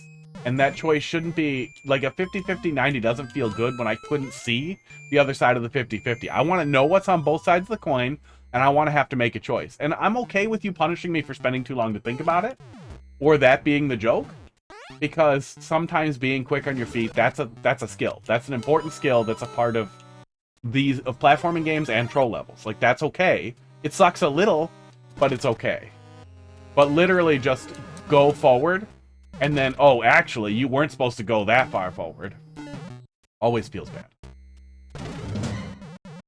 I am running my voice ragged with all the ranting. It's a lot of leftism. It's more leftism than usual.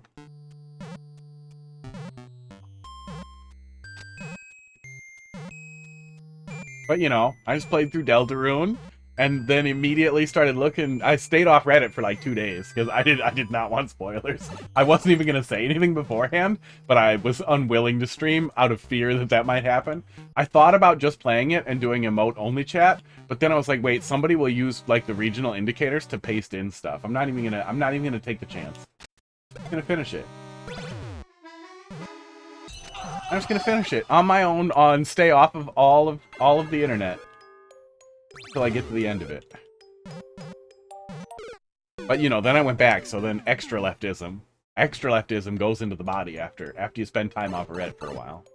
They're doing something really stupid to people on the app with doing Oh, doing some new recommendation algorithm that just looks like total bullshit. In Dubai, people get played without working. Get played with. Get scammed. But yeah, I'm sure there are some places that do something similar to that. I know there are places that have good social programs that work well. Was it the Netherlands? Somewhere in that area. I feel like it might have been the Netherlands. There was somewhere that I was reading about that just had a really, really great system for it.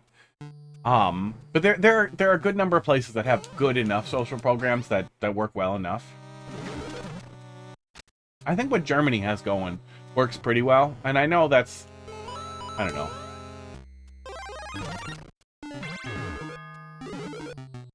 I do think capitalism, in general, does not breed innovation or any of the things they say it does. It breeds evil.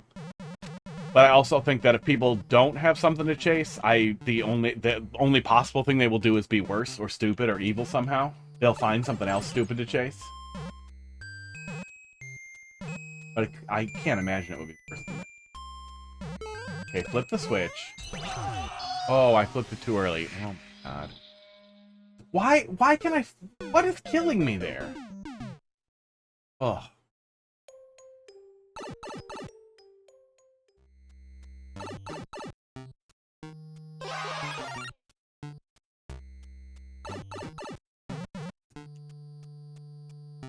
Oh, yeah, I have to wait for the scroll, so I'm literally just falling off the screen there. Okay. Yeah, still a little annoying. Oh, you could probably even resolve that with an off-screen blue platform. That's probably even a fixable issue.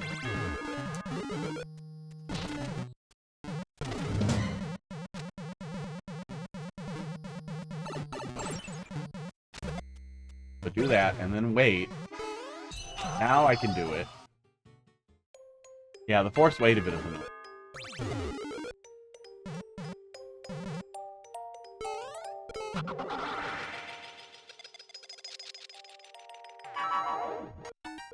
Yeah, I mean, basically all you could do there is, like, buffer it. Okay, and now I'm supposed to drop on the left.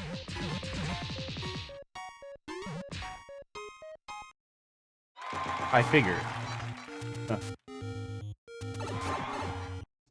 That's the other thing, is when you're leaning on things this nasty, is it starts to get really easy to, see the future. To see what nasty thing you're gonna do. Okay, that's just a spike. So they want me to book it there, but booking it probably isn't right. I probably need a light delay.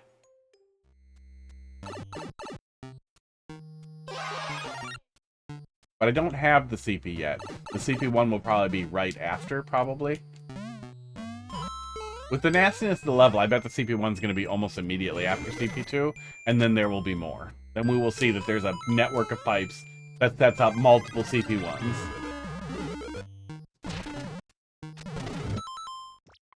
Oop, oop, oop. Oh, yeah, he caught me. Yeah, annoying.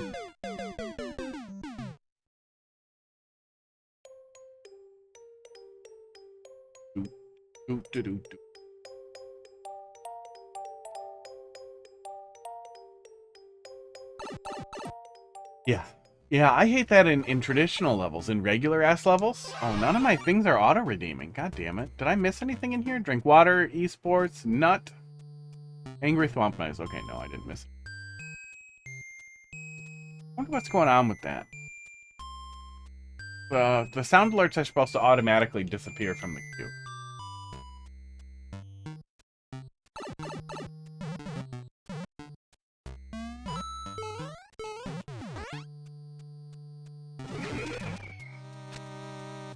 Hot dog noises. We don't even have a hot dog. Yeah, we haven't seen Casey yet. She must be busy tonight. I feel like she wouldn't miss it with one stream of the week. Sometimes you get busy. Sports. Sports. Especially on a Friday. People with money and jobs, they like to do things. Fuck! But we'll get to them. We'll get to them one way or the other. It's too bad I didn't make him jump up there. Let's see what happens if we do the button. Oh, I turned it off. I filled it back up, so there's treats in there. Oh, Pud heard it. Pud heard it and is excited. Get up there and eat some treats.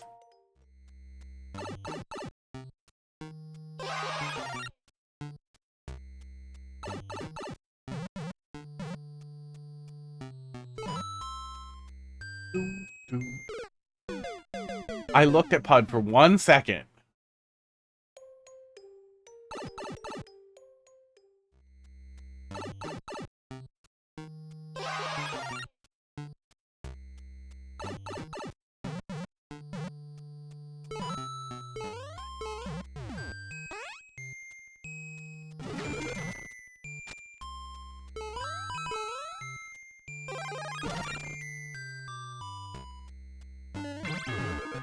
Uh-oh. That's why it's there.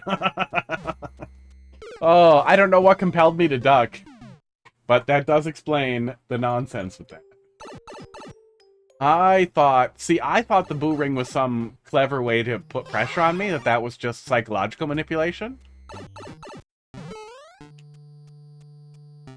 But nope, it was just there in case you're really stupid.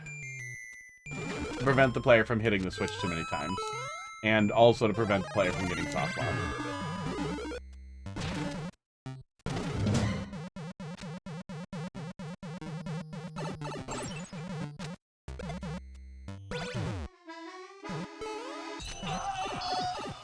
Yeah.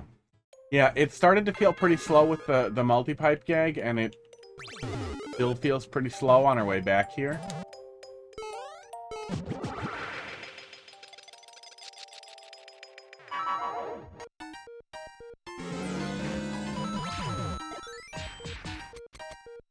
This is an obvious troll, and then it's also a P-switch wait, which is fucked.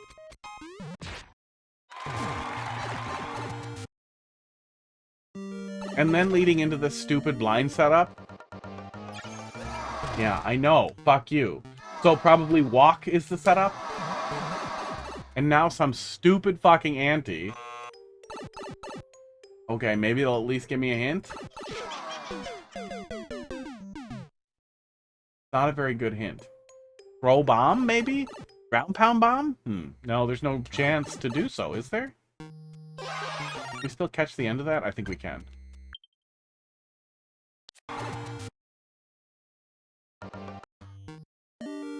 Oh, we do have the opportunity to ground pound a bomb. So I'll try ground pounding a bomb. That seems like an absurd answer, but I don't think a bomb would reach it thrown. And I don't think walking would work, because walking will still pop you up, right?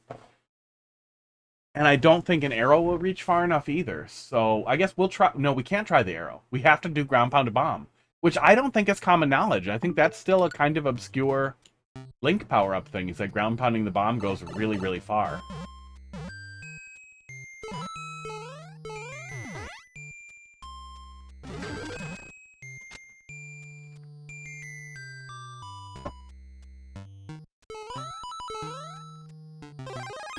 Since I started the diabetes treatment, insulin, I am no longer crazy thirsty all the time. I'm still drinking enough water.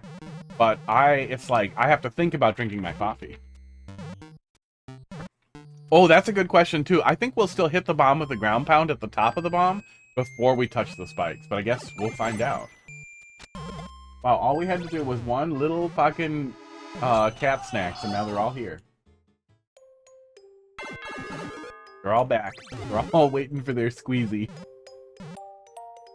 Aw, Todd, don't leave. They'll leave if you leave, egghead.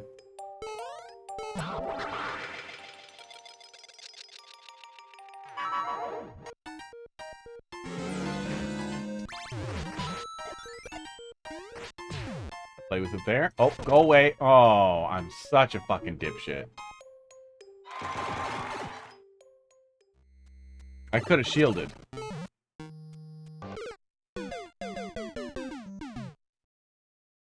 I literally could have shielded and been fine. Yeah, we do have kind of accumulation of 4 little weights, too. That's a weight. that kind of puts a weight on you. It's not, I guess that barely.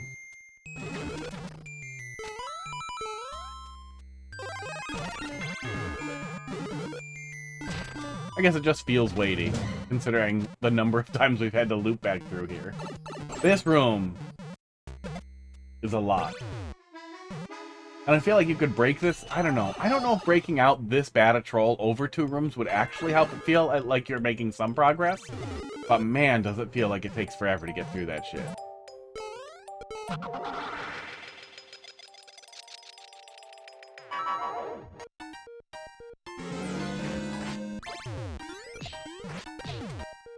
Yeah, I think we hit the bomb before we hit the ground, but I guess we'll see. I don't know. An interesting question.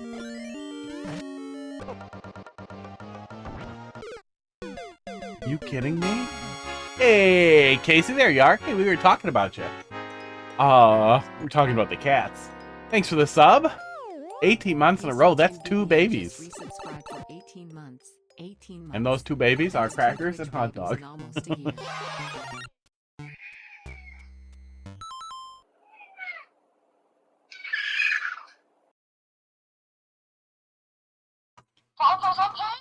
I filled it. They just had some too. Yeah, they got a free one because they were all gone. I wanted to see if it would bring them back now that it was full. And it did. We'll go give them a treat on camera here in just a minute. Hopefully after we grab this checkpoint. Of anger? We've been on this level for a really long time, right? Yeah. Wait, did the timer freeze? My timer says 28 minutes. Is it wrong? It must be wrong. I feel like we've been on this level for 1,000 years. It's been at least 6 hours, right? I'm getting pretty close to moving on here. I want to see what the stupid CP1 is a little bit out of morbid curiosity, but I do feel like after starting okay, after starting with some interesting stuff, it is feeling really a lot more like a lot of just bad thing happens and you watch it happen. Twitch says you've only been live for 90 minutes.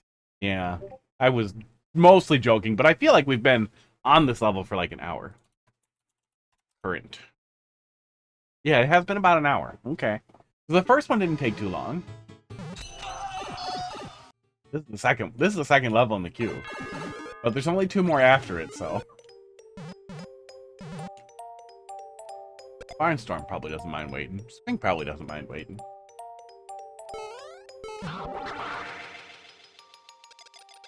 Casey, how you doing tonight? It feels like 5 hours.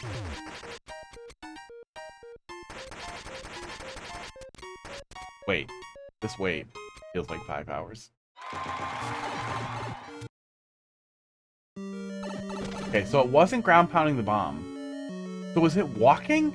Is it possible? Maybe walking doesn't pop you up as high as running does? I don't know what else I can try because this won't work. Ground pounding the bomb didn't work. Let's try walking.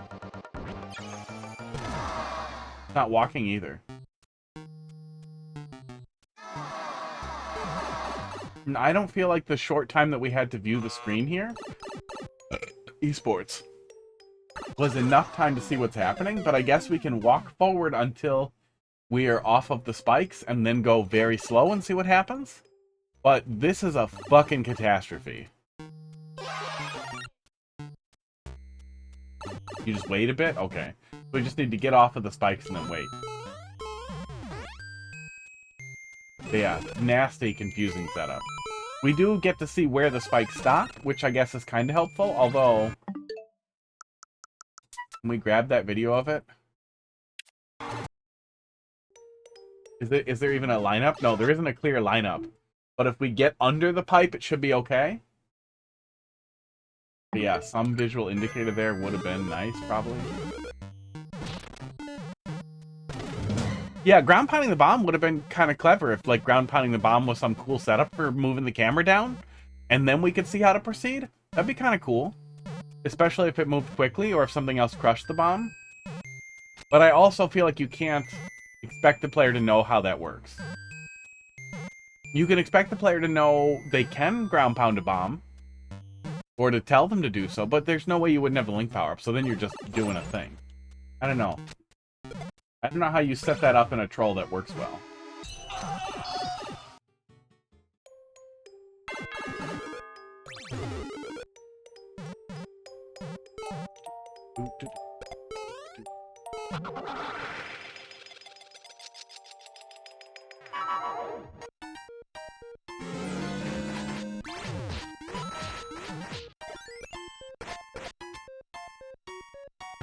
Not today, my own bomb. Hang on.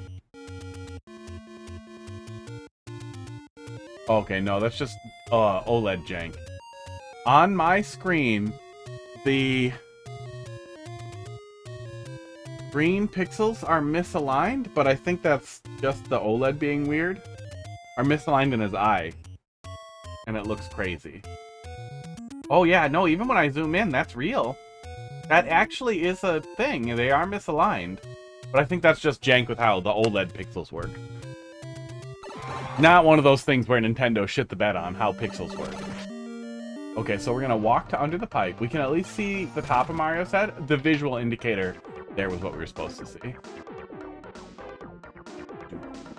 Okay, so now we're okay, right? Now something else bad happens to me? No. Okay, thank God. What are you lolling at? Me being dumb about the pixels? Okay, yeah, that's what the setup was. Yeah, I guess it just wasn't clear really what was happening there. I feel like so much of this level has relied on blindness, but that in particular, after how long everything was before that, feels really nasty. Because it really wasn't clear to me what was next. But let's take a little break and do the cats, and then get CP1'd and then get mad and leave. Hopefully, quickly. Ugh. Are you kidding me, Pud? Did you guys hear that? That was crazy loud. Pud, since when do you scream?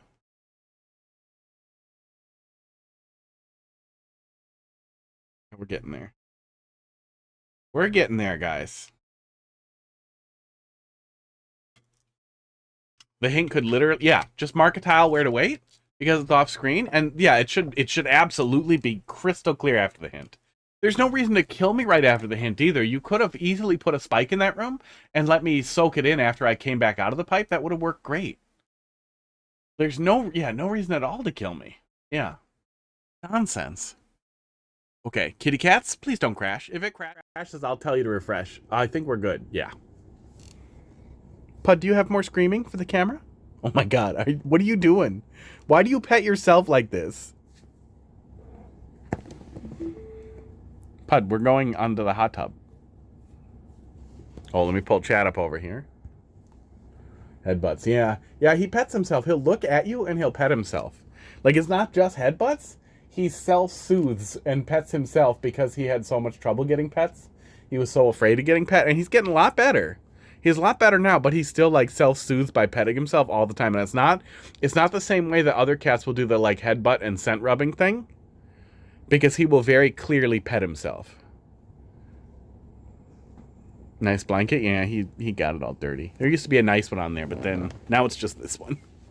Are you coming, Pud? Yeah, there you go. You drive your own treat taxi. This guy. This guy doesn't even stand up. Oh, where the fuck is my garbage can? Oh, here we go. Wow, Pud. Did you just start stretching?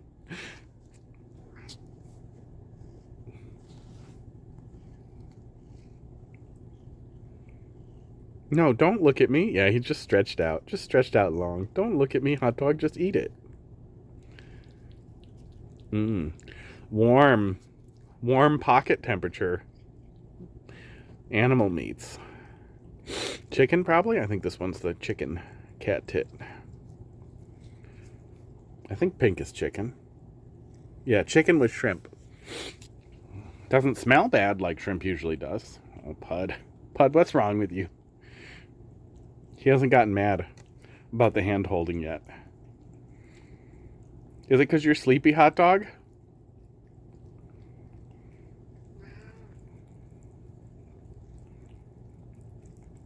Is it because you're a little sleepy guy?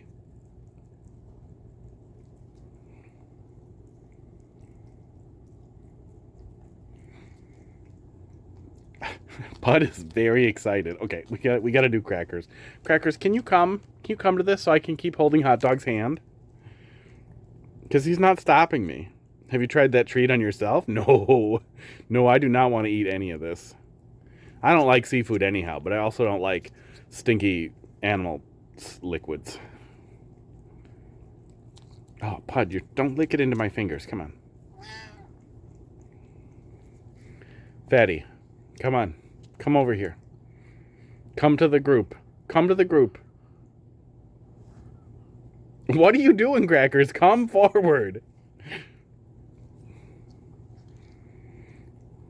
Shrimps are not healthy for cats? Well, I'm sure it's just a little bit of shrimp. Shrimp flavor, probably. Seafood flavor.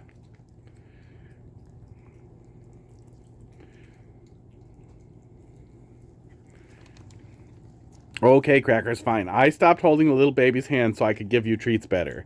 And I see that you're very excited. Captain Hairballs this week. I've been brushing the shit out of him to get all his stupid hair off because he decided to get all sheddy, even though it's not like the weather changed. He's just being weird. Just do it a midsummer shed. Hot dog, hello? Here's some more for you, little buddy. Oh, Cracker just licked me.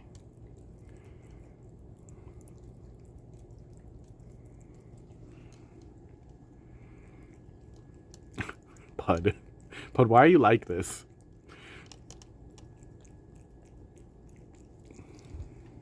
Can you get that drippy part there, Crackers? Please? Oh, thank you. No, get the rest of it without biting a hole in it. There we go. Wow, Cracker's doing a good job for once. They do seem to like the flavor, though. Oh, Crackers, I was just going to say you're not even trying to bite it, but then you started trying to bite it, and now he's trying. Oh, this one smells bad when it's mixed with Cracker's weird salty breath. A little more for Pud. Hot dog.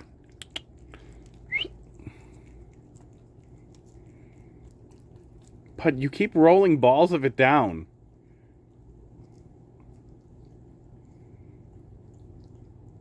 Crackers, help me out here. Get that ball. No, get the ball. Thank you.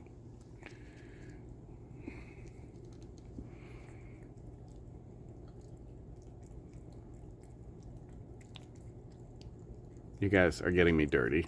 I'm just gonna have to accept it. This is what baby wipes are for. Definitely not for babies. Or wait, no, cats are my babies? That's probably where I should have gone. That's the almost 40-year-old millennial with cats statement. Homeless person we eat that treat if they are starving? Hang on, what kind of homeless people do you eat? Is it good? Like fried?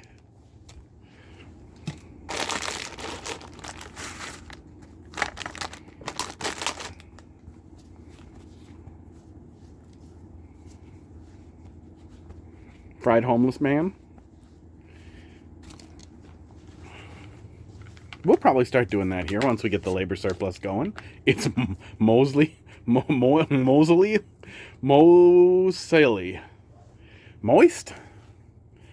Homeless men are moist.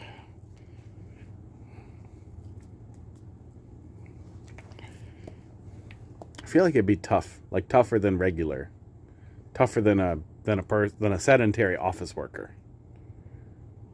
You don't want to lick it off my hand? Okay, there you go, buddy.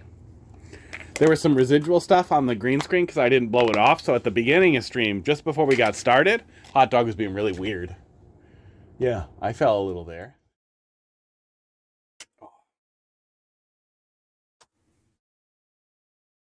I expected my armrest to be up and it was down.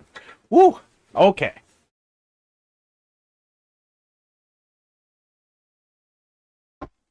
Okay, cats are catted. Is that all of them? Yeah, we did all of them. To complete. We're here.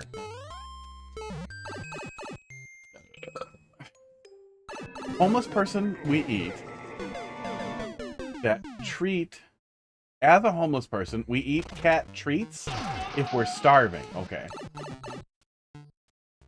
Not you. You. I'm not sure if homeless people would eat that, even if they were starving. I don't know. I mean, look, I can't speak for all homeless people, and no one example of anything that's ever happened is a good example. It's like a good example for everybody. But I've been homeless twice, and one time was for a while, and there's always better garbage to eat than cat food. Like, I would rather dig around in dumpsters for half-eaten, thrown-away meals and smell check them before I would eat cat food, I think. But I've never tried it, so I don't know. Yeah, dog food is worse? I bet it is. Rude. Cat food smells pretty bad, though.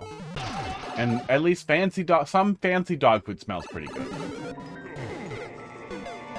Yeah. There's a lot of move correctly, quickly, right after this checkpoint.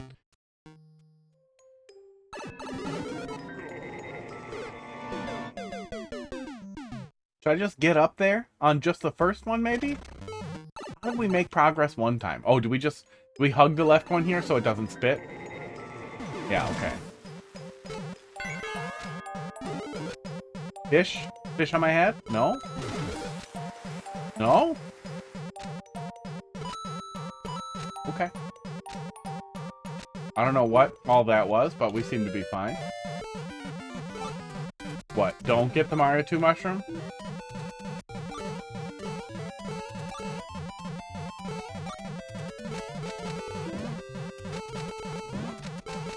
But that doesn't work, right? We can't do that? Yeah, we can't do that. Oh, can we almost do it? Is that what that is? Is this a mechanical demonstration? Does this work? We gotta set this up after and see if this works. Because I want to know if this would work if that wasn't there now.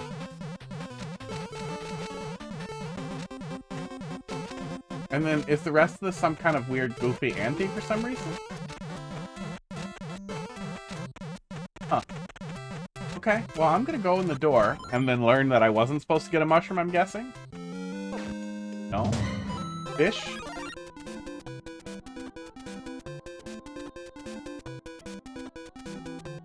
Feels rude?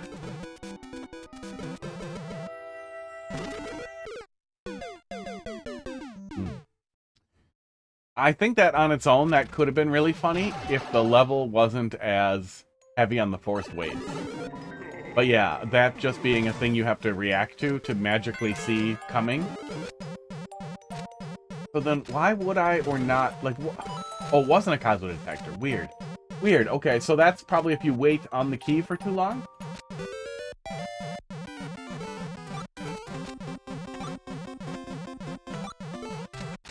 The rest of this just feels unfinished to me. Why would I want to go up in that 50 coin softlock up there? Very weird. It did look like a Kaizo detector, right? But then it went off after I just waited for a sec. And I didn't know why we would need to detect the Kaizo. Yeah, no, it's just weird. Weird. He doesn't even carry that Piranha Plant, so even if the Piranha Plant's already there, I don't know if that's broken or just stupid. The cargo cult thing is starting to come together here.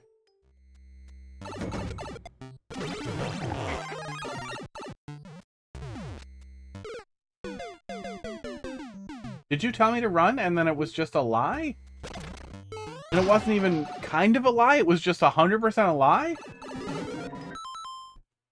And did that room look familiar to anybody else? Did that look like a room we've seen before? Or am I just, now I'm so mad that my brain is like accusing him. Just accuse. If a level seems bad, they're probably plagiarizing. But it did look familiar. I don't think that's normally where I go. It does look familiar. Yeah, I don't like the fake run setup, okay? So, fake real run setup? What the fuck?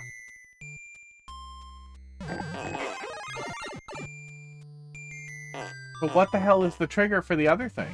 Oh my god, what the fuck?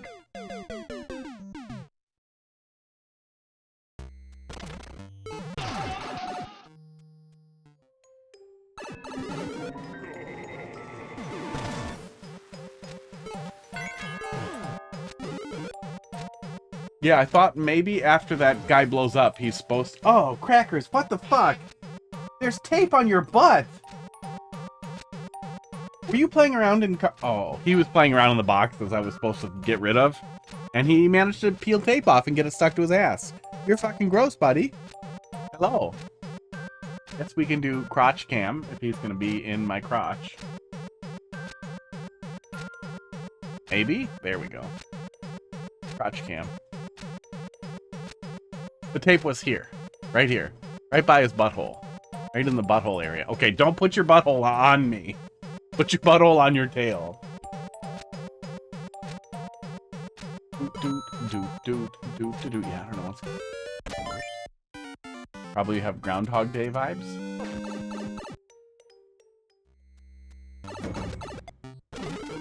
So run for the switch flip and then run back? No.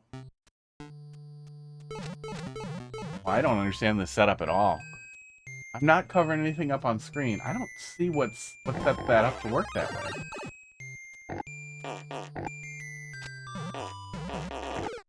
Yeah, do I have to come right out of the pipe? Maybe I have to buffer run out of the pipe and then turn around at the last second? That feels so clunky.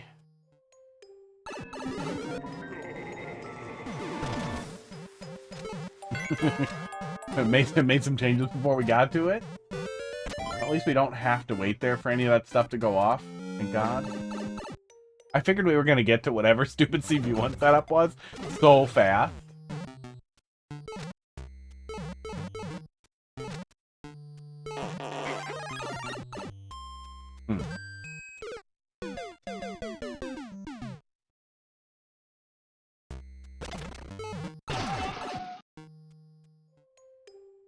Yeah, this room is ass.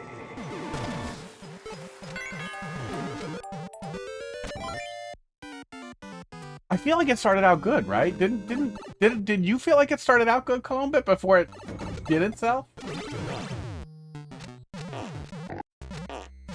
Okay, I turned around at basically the last second and just missed it. It was good before CV1. That's kind of what it felt like to me. There was one segment there that was a little weighty, but it seemed good, and then it... I don't even understand it. It feels like a level made by somebody way worse. By somebody who has only watched troll levels. Weird. Too bad the translator doesn't work, because maybe they were describing that it was a collaborative effort. Why wouldn't you just... Why would it need the forced run turnaround setup?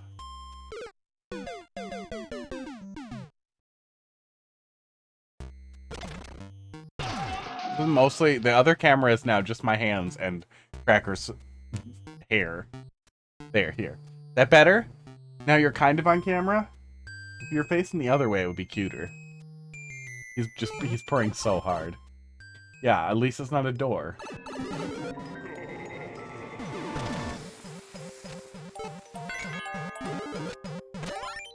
I missed that mushroom. Did I eat it? Nope, doesn't matter. That's good.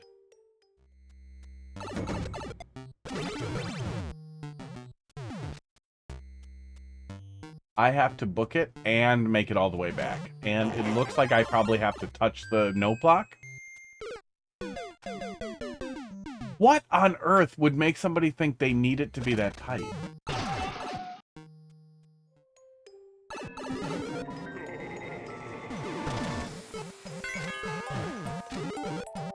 Oh. Don't need the no block? Okay. It seemed like I needed to touch it.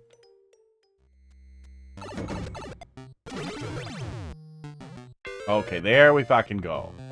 Rice.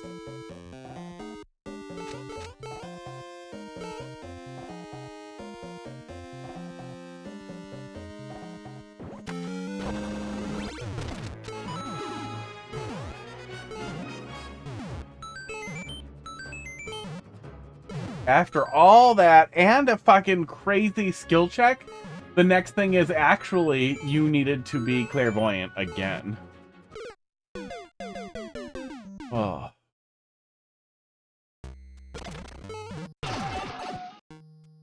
Yeah, the whole thing is just off-screen trolls.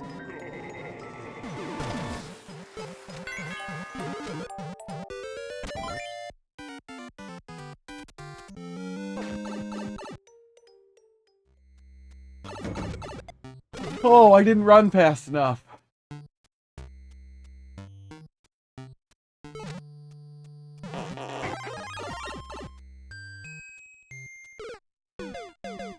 Maybe one or two more. I want to see what progress looks like, but it is dragging out so long.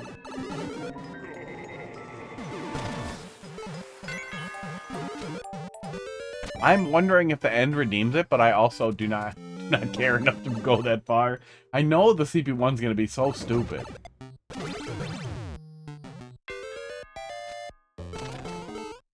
Now we just need to do this, and then magically have known how magic works.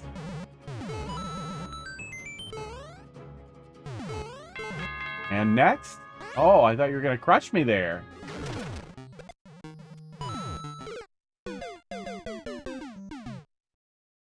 On its own, that setup could have been funny. Before CP1, that setup could have been kind of funny.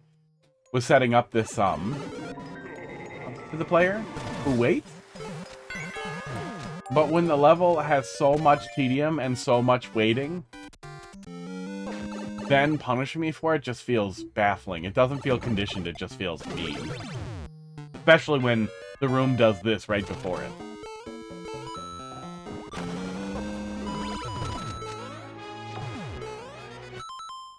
What? What's your problem? You fat?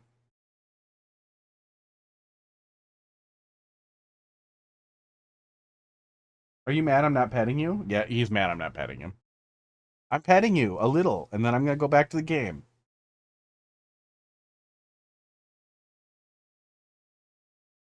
Me holding you carefully, being your fucking hammock like this, that should feel like petting, stupid. Yeah, it's petting. Here, what if I do this? Does that feel more like petting? Oh my god, he likes it. He's purring harder. Oh.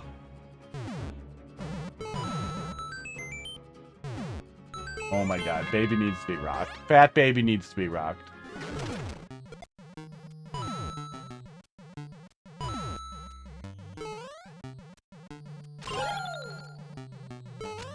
Boy, that was really mean. That's the CP1, isn't it?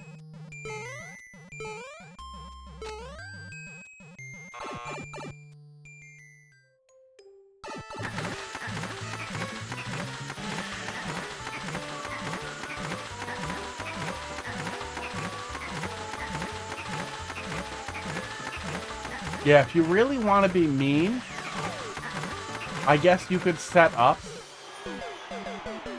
like a CP1 or do an anti, and the CP1 is the mercy. And that's, I guess, a little faster depending on the level. I still hate it, but man, just dumping the player into a CP1 because they weren't magical is such a fuck.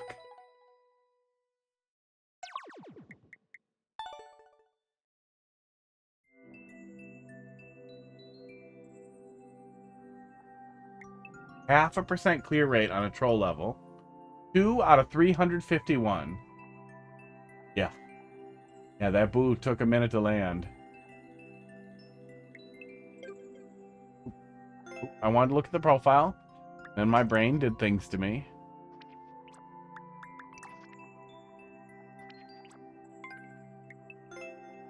They'd be reverseless. Yeah, yikes. Yeah, it started good. It felt good. It felt pretty clever.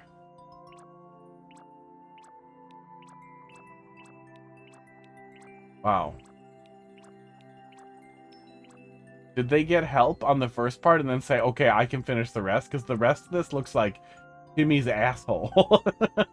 Yeah, these are all like the beginning of the level that goes right into the end with some little gimmick. Every single one of them.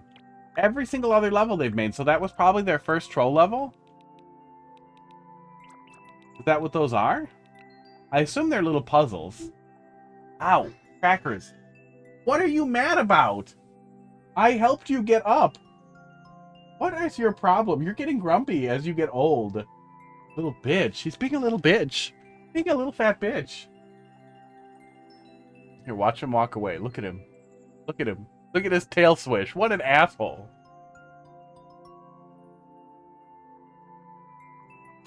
There, hang on. You can look at the chicken. That's where my Halloween costume goes when it's not Halloween. It goes on an old deer mount. It just lives there and makes people unhappy who come into the room. Let's take a look at one of these. Because I'm curious what this other nonsense the guy is doing is. 1.5. Before he started making a troll level. I'm really curious about how they got part of a good troll level, part of a good beginning before they moved on. Okay, they're gimmicks. They're little gimmicky things. This is the one where you kill the edge of the spike top there. I'm not gonna bother with it, but I know what it is. You can kill them on the edge. So they're all little gimmicky things. So they were interested in exploiting unusual mechanics. Or interesting interactions, I'm guessing. Esports. After defeating all 90? Oh, it counts when they defeat themselves. Okay. You could almost make a fun bullet hell out of that. Did we get up? Looks like we might be able to get up on the left edge, but it seems like it'd be really tough. So I think I'm supposed to be here. Yeah, and then go in between them. That one's almost an okay idea. Give the player a mushroom, or maybe loosen it up a little. Okay, thanks for all your patience, Barnstorm and Squink. Let's see what you got. Well designed Garbo. Yeah, a little bit. Okay, Twitch definitely changed the mentions, right? Hang on, let me pull up the browser. They changed the mentions you thing, right? Get the fuck out of my way. Let me just spam my chat. Oh, you can't even see all of it because of the fuckery. Because of all the crap in the way. But they changed it. They made it a lot bigger, and there's this huge mentions you thing up on the right-hand side here. Can I not fix it? I'm not going to fix it right now. But yeah, they definitely seems like they changed it. It's nice. It's nice that it is big and bright. Especially because by default there's no noise. I have a little add-on that makes a noise when it uses my name or ats me.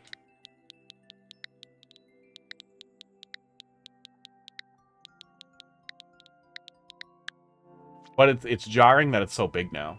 The short intro level on this profile, and the other levels are in the liked courses. This one. Oh, okay.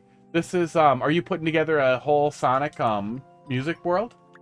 And the rest are liked courses. Oh, interesting.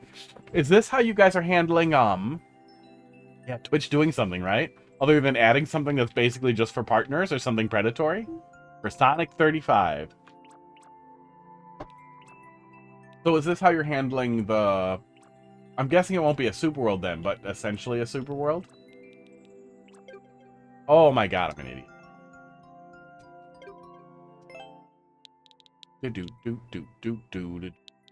P 5K YT PNG. Oh, but you know what sucks? Is following a profile then won't, like, I can follow it, but I won't get to see all the liked courses. I would have to go and find the profile, which it still works. It's still a way to maintain an accessible database, but also sad that, like, I wouldn't see uploads that way. Although I think I'm following all the creators anyway. And it'd be pretty easy to look in like courses and then follow all the creators.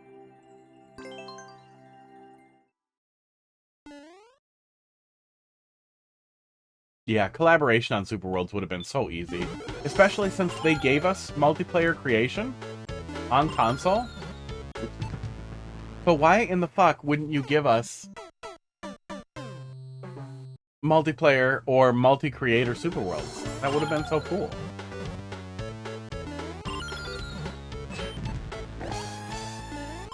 Oh, that was a quick one. Well, we'll go grab one out of the light courses. This is an easy way to collab. Yeah, definitely. This is definitely an easy way to do it when you don't need to work directly on the levels together. and do that weird account sharing thing. Or any of the other weird collaborative things that people do.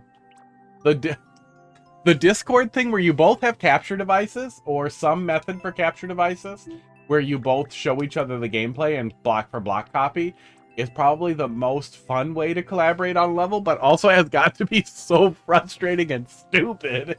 Oh.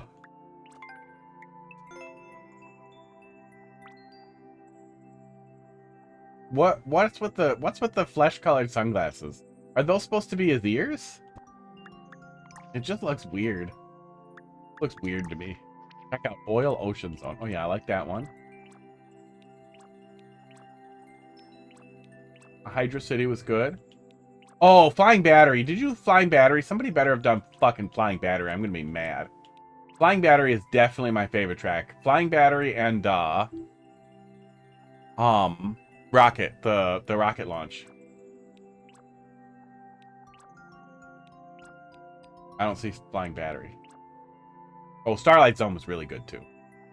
There's a 2, but they are old. Oh yeah, there's Flying Battery. Old, yeah, from 2021. I'm gonna look at that. Oh, is it not platforming? It's not that bad, probably.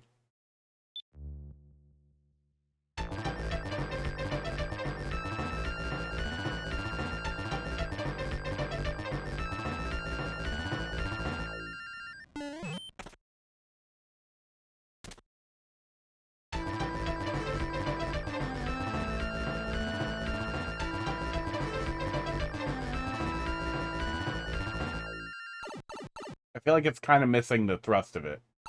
Maybe we'll get it here? There we go, okay.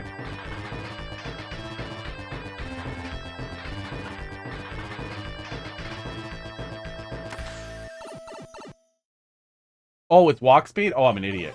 Well, that's some of why it was weird. That's why it sounds off, thank you. Did it tell me to walk? Walk to hear my favorite song from Sonic & Knuckles. It did, and I dumbed.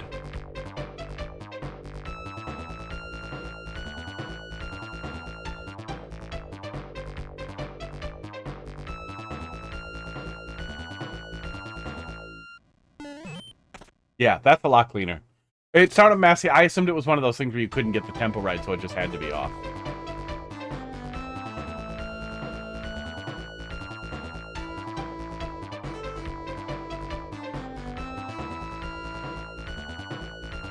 Whatever that thing is, the do is way too loud. But I know you have no control over that. It just sucks that it is in the way like that. That sounds like that.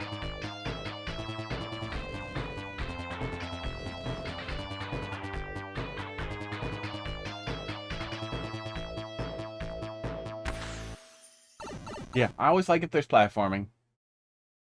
That was neat. Let's go look at that other one.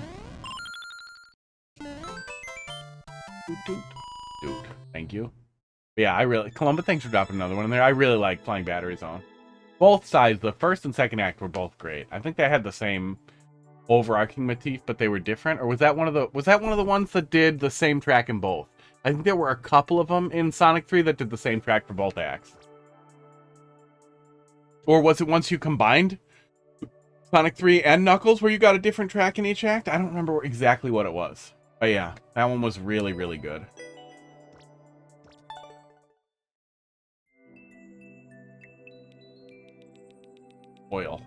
Oil Ocean.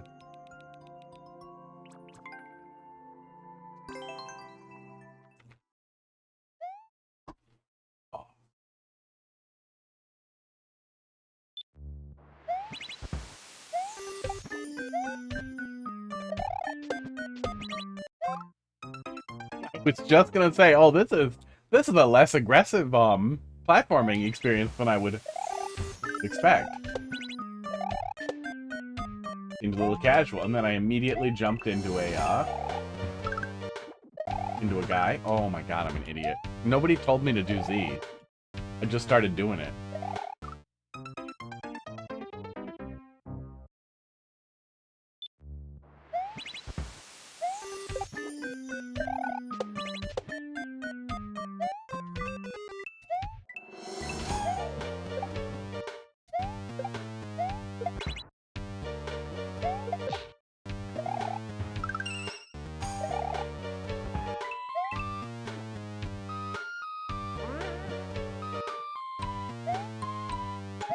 Oh, I'm in trouble. Yep.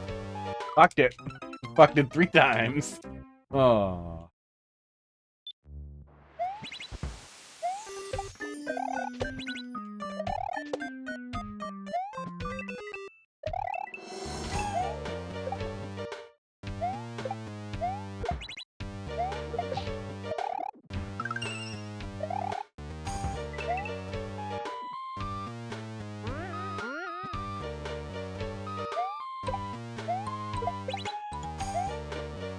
That was cute. Is it easy to accidentally hit the spike there? I feel like it looks like it might be.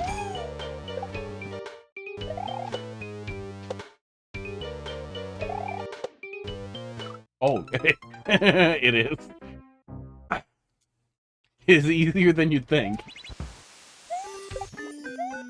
Oh, I don't need to spin jump on them. I didn't need to do that at all before it was indicated. I started doing it.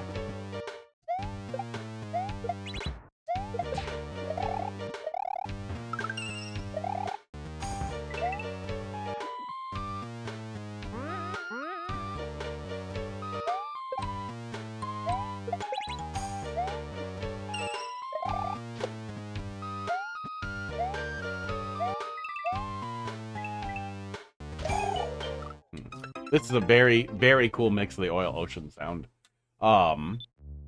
Music. One of the things that makes, Super Mario World music, and Super Nintendo music in general, stuff, SMC music, really interesting is the way people have to,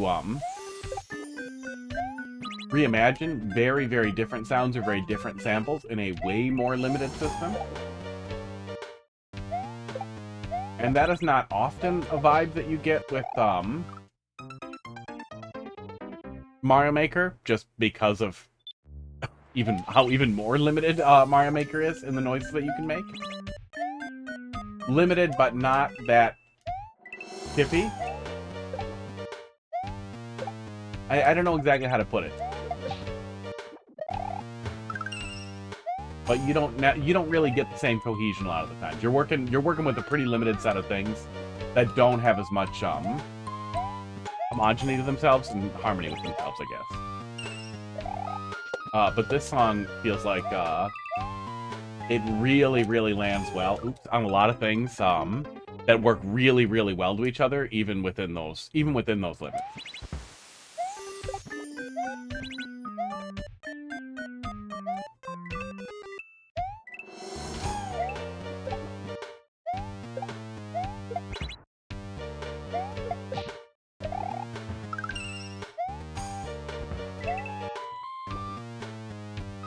Yeah, bass really stands out and sounds really nice.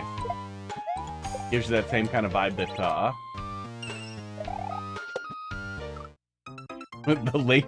the really lazy sort of half-assed evil anti-capitalism-ish idea thing that they were going for with the oil ocean zone was like, look at all the pollution.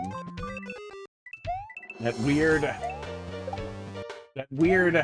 really weird, like, 90s perspective on things that was never really activism. It was just, yeah, cartoons. Really like recycling.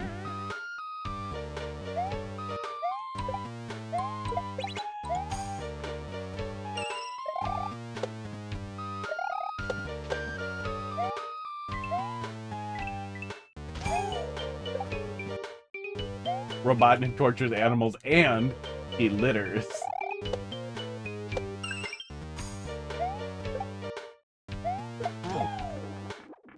The loop? Oh, that's cute. And then it loops.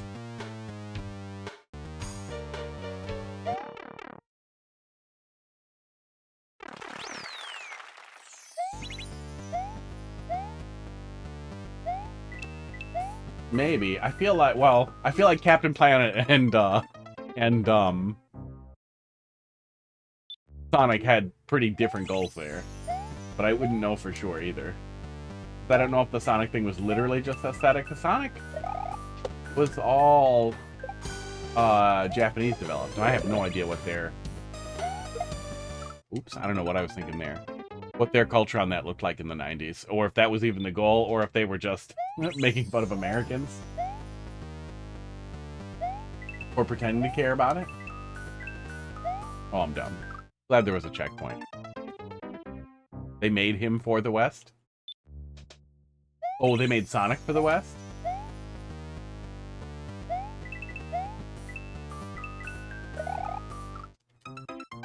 I mean, that would make sense. Sonic is not as popular. Oh, no, nobody over there.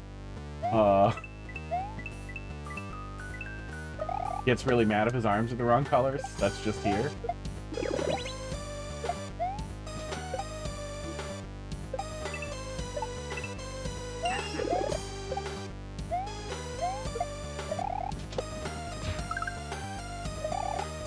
Oops.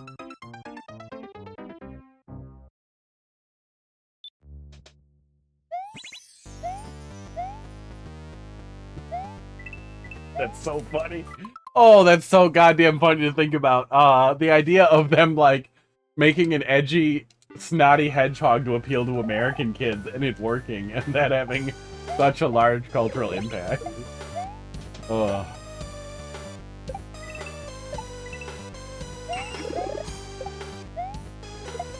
Oops, I'm an idiot. Just imagining a bunch of Japanese guys in a meeting room being like, how should we make this, like, how do we make this character appeal to American kids? Put more spikes on him. Let's have him fight a fat man. Americans love fat people. Maybe it was too early for that, because I think Sonic started in the 80s, right? Or was it just 90s? No, there was Sonic stuff. Oh, I'm an idiot. I slipped. On to R, too late. There was Master System stuff. First Sonic game release. Oh no, 1991 was for the first. Wait, what? For the Sega Genesis. Weren't that what was their 8-bit platform?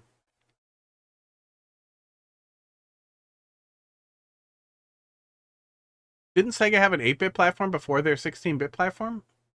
Am I having a stroke? Doot. Sega owns Angry Birds? Successor to the Master System. Yeah, I thought there were Master System Sonic games.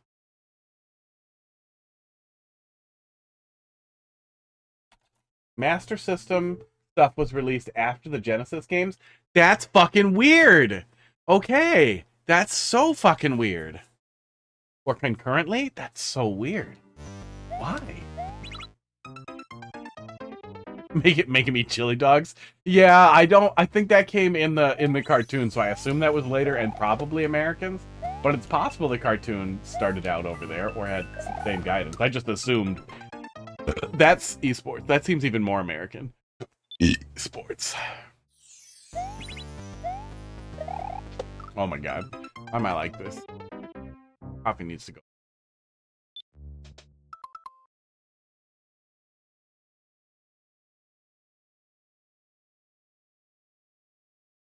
Oh. Master System was huge in Brazil for decades? That's crazy. Are you in Brazil? Or you just happen to know about Brazil? But that seems really, really crazy. Like after other 16-bit systems? Because Master System, hang on. Let us consult the internet instead of being dumb. Wikipedia. Sega Master. Yeah, it was an 8-bit console. Released in 1985, so it definitely predated the other one. Weird. Dedicated port for 3D glasses? What the fuck?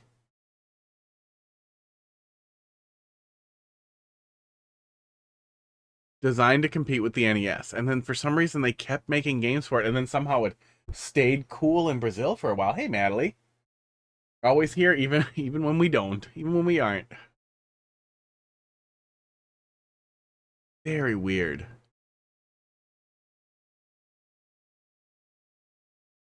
And it's not like it came out. It looks like it came out around NES time, yeah, in North America as well. Very weird. So they were probably just trying to maintain relevance with a cheaper system, would be my guess. Natalie, how you doing tonight? Why do you have a murdered chicken? It's jacket from Hotline Miami. That's my Halloween costume. The cats were gone, so I pointed the camera up there. Because it was pointed at nothing. Yeah, it's a whole costume for the guy from Hotline Miami. The chicken mask is pretty heavily worked to look like the one in the game. Yeah, Rooster. Cock.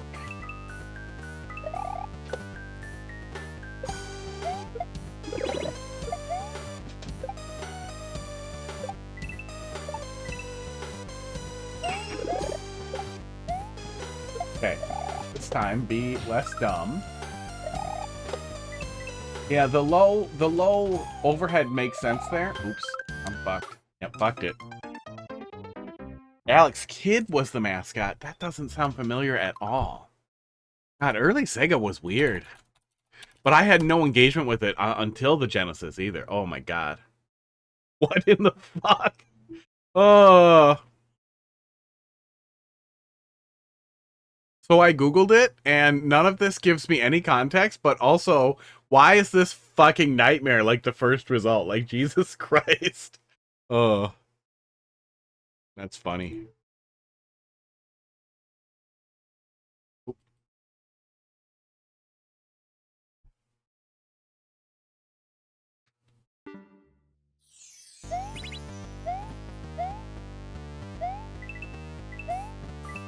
Where do you watch video game documentaries? Because all the like Netflixy ones people have, I'm an idiot, have tried to pull up and be like, oh, do you want to watch this? Are usually pretty bad. No clip stuff on YouTube is pretty good. And I don't know who made the one I just watched for Hollow Knight, or for Mina the Hollower. That was pretty decent. Wasn't amazing, but it was pretty decent. Oh, I watched one for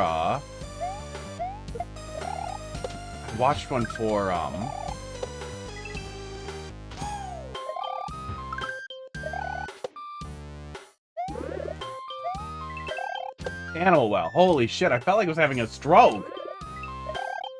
I watched one for Animal Well.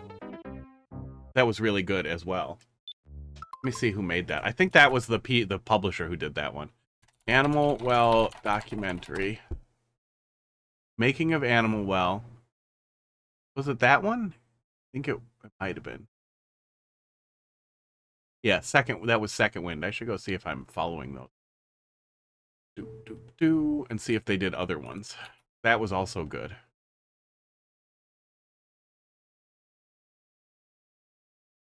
I am lightly distracted. Hang on. Not gonna watch it. I'm just pull it up, see if that was the one I watched. I think that was the one. Owned an NES, Genesis, and N64. Mostly YouTube, like gaming historian. That's not the racist guy who makes the other history stuff. I'm thinking of something else, right? Not familiar with this creator. Been gently, so I'll have to take a look at that. Thank you. Because yeah, I like stuff like that. I don't know. It can be really tough with YouTube if they're really YouTubey, and it can be really tough with like mainstream documentary if it's really surface level or shitty. So it's really hard to find good documentaries. The ones that break down like the development process and the person who developed it, like the Animal Well one that I watched, I think was really, really good. Really touched on all the stuff going into it. No Clip does some good stuff. There's one other channel that I was following on YouTube that does some pretty good stuff too, but I can't remember what it was. I don't think they've done anything in a while.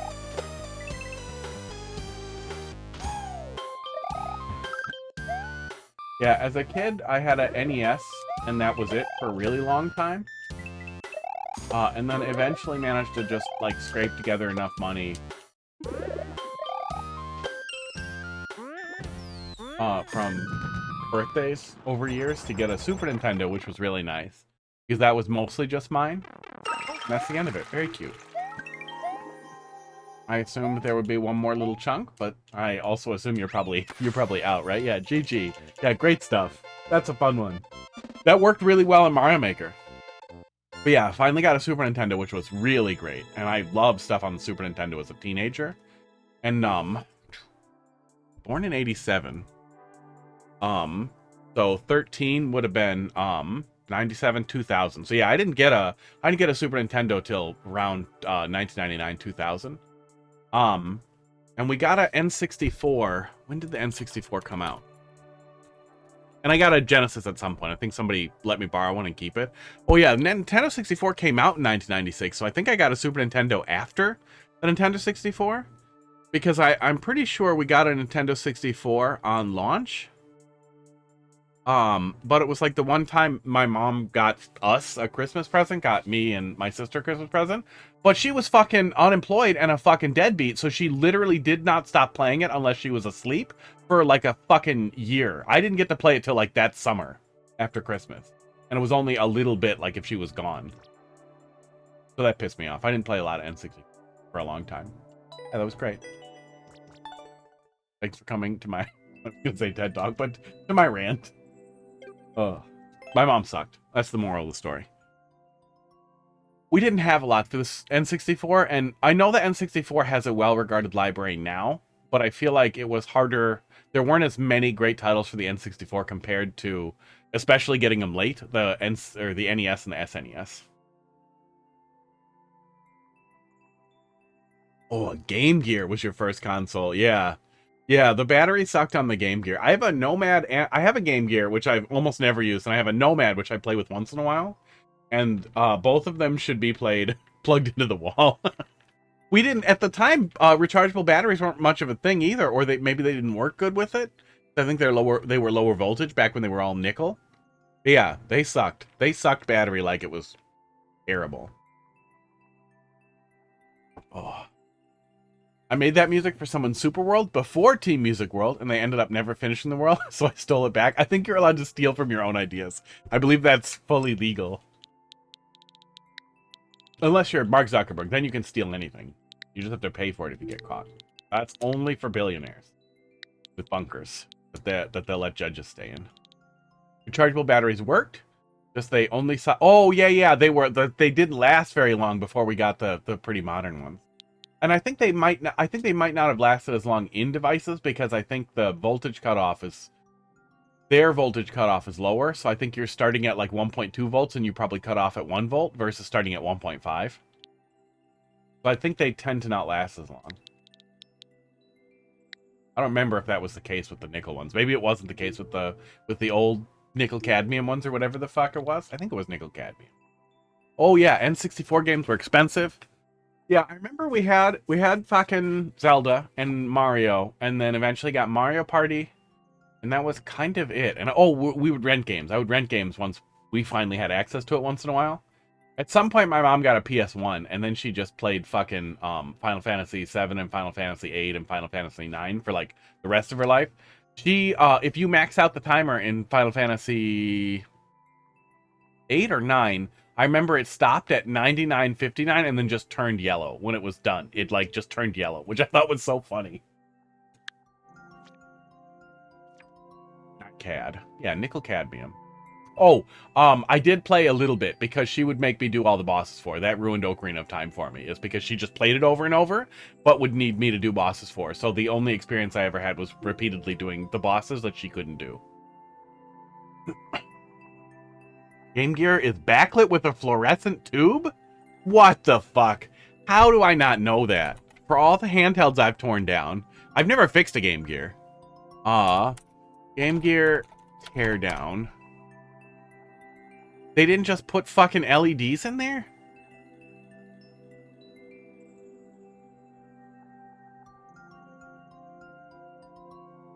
I'm trying to find a picture of it now.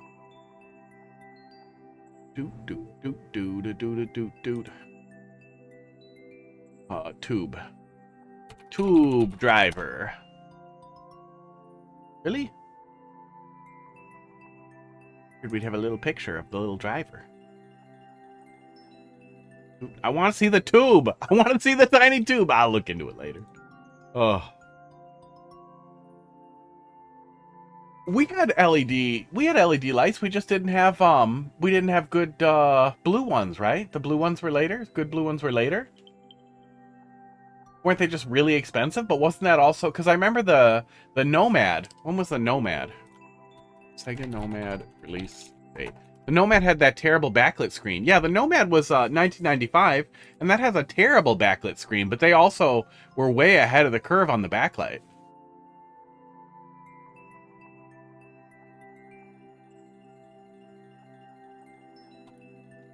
Yeah, backlit 3.25 backlit color screen. 320 by 224. Yeah, they really went for it. Too bad that thing blurred like a son of a bitch.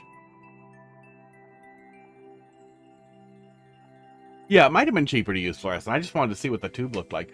But, you know, I assumed that would be fragile versus LEDs, which weren't great. But we did side lighting on GBSP. GBASP was what, 97? Release. 2003. No, I'm just misremembering things. Yeah, SP did side lighting with little LEDs. Oh, more Sonic. Launch Base Zone. Yeah. I think that was the good rocket one. I'm pretty sure it was Launch Base Zone. I guess we'll see here in a sec. I remember Blue took a long time, but I don't remember exactly when it came out. But I remember Blue was hard for a long time and then inefficient for an even longer time. And I think Blue is still inefficient compared to all the other ones. I think that's why we don't really see blue lasers. Oh, yeah. Game Boy. I always really loved Game Boys. I always really loved handhelds because it was just mine. Nobody else wanted to play it. And when I wanted to get out of stuff, I would pretend that I was constipated and I would steal batteries from somebody's remote and play video games on the toilet. I would go in the bathtub, but I would say I was busy in the bathroom. I want to do a big jump there. Yeah, I had Game Boy Pocket and Color, and a Game Boy Advance. And then SP. And then Game Boy Micro. I really, really loved the Game Boy Micro. Okay. Don't actually have to do a big jump there. The wind does it.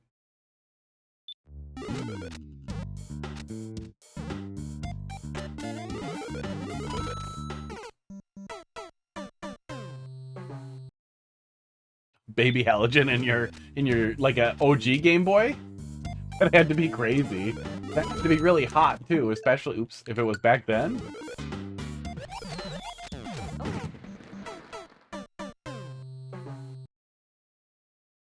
I feel like even a tiny halogen would still get really hot, right? Or am I thinking of early Xeons? Xenon? Whatever, the other gas ones. I think halogens got really hot too, though, didn't they? I think before we had fluorescence, halogen was what businesses used for their big lights, right? And shitty headlights. Yeah, the Game Boy had a lot of dead space in the plastic where you probably could put all kinds of dumb shit. Dude, first run of GBA SP was, yeah, front lit, but with little LEDs, right? Wasn't it little white LEDs or white-ish? I think that was a little yellow. I swear to God, I'm not pushing the home button. How would I have pushed it? Like the gap under my thumb, like look at how would I have pushed it? I don't know how that happens sometimes. Okay. Oops. Yeah, I remember they did another run at SPs later that were actually backlit. I never actually had one of those. But I had a Game Boy Micro by then. But having one now, I wish I had gotten one because the ergonomics on the Game Boy Micro are fucking terrible. It's adorable. And it's, you know, the only Nintendo product you could probably easily fit up your ass if you got sent to prison.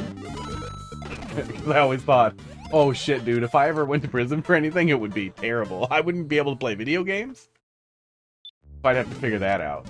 Now, apparently, you can just buy tablets and stuff in prison and even get access to the internet, so probably pretty easy to stumble your way into, you know, ROMs. I have somewhere I have a prison CRT and a prison flat screen and a prison tablet that I got from people who got out of prison. They're pretty funny. The tablet's a piece of shit. It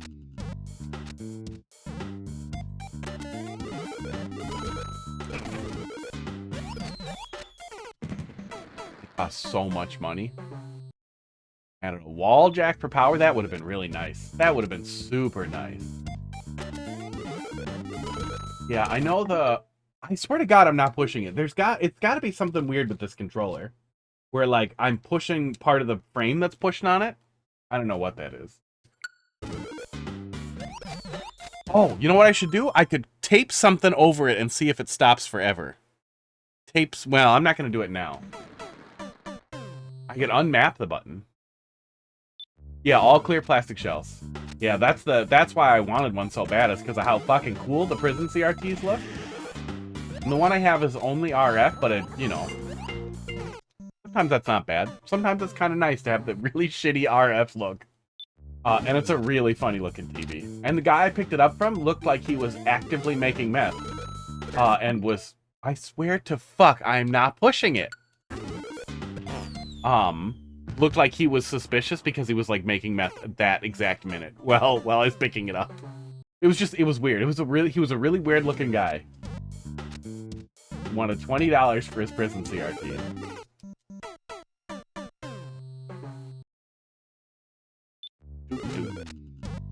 But yeah, the Sega ones all had power cords, and that was really nice. Downside of the Switch, too, is it's too big for you to use in handheld. Oh, see, I've been...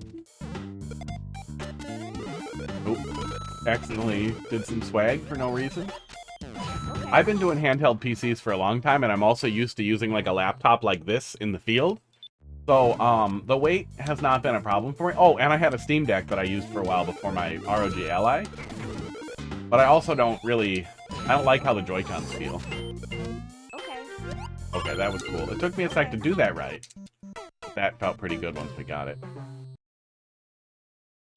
In the Netherlands, you can play video games in prison? Yeah, our prisons are pretty much all mostly privately run. Most of our prisons are privately run, and they're really shitty. And there's a whole cottage industry of how to fuck people over who are in prison, because the whole 14th Amendment with the whole abolishing slavery thing, it only abolishes it for regular people. Not, you're allowed to still treat people in prison as slaves and use them as slavery. They are generally compensated for the work they do, but it's at an inordinately, like, crazy low rate, sometimes as low as, like, $0.25 an hour or 50 cents an hour. And they take some of that money, too, to pay for you in prison, so it's just, the whole thing's a fucking racket. And then, like, Heidi's sister was in prison. To send an email, costs like $1. To make a phone call is like $1 a minute or more, depending on whatever bullshit they're doing. And they make you pay for everything, like, ahead of time, and every single thing is a fucking racket. That shitty CRT probably cost that guy like $600, and that's like 2,000 hours of work or whatever when they're paying you garbage. Yeah, the whole thing, it's so fucked. And it's easy, I am not pushing it. I know I'm not pushing it. This controller is being weird.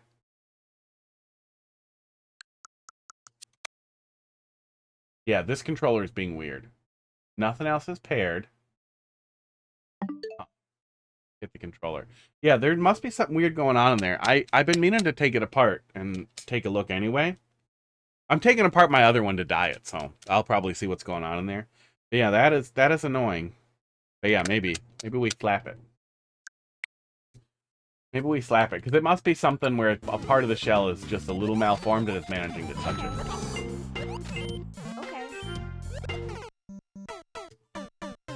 Oh, you can't unmap home on the Switch, but the 8BitDo software lets you do whatever the fuck you want. I can just map it to something else. Or turn it off. But that would be really annoying because we use the home button. But maybe I could swap it? Oh, maybe I could set a macro to do home.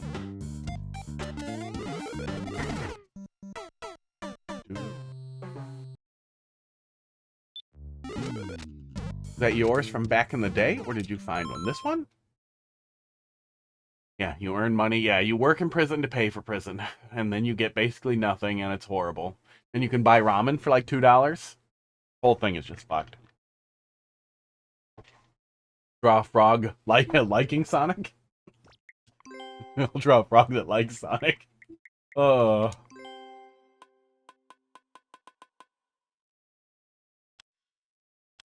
eating him. You guys and your vor.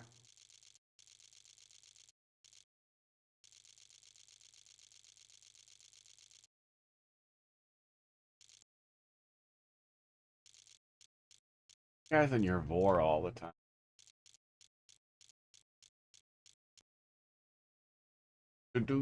I really wish we had a fill tool.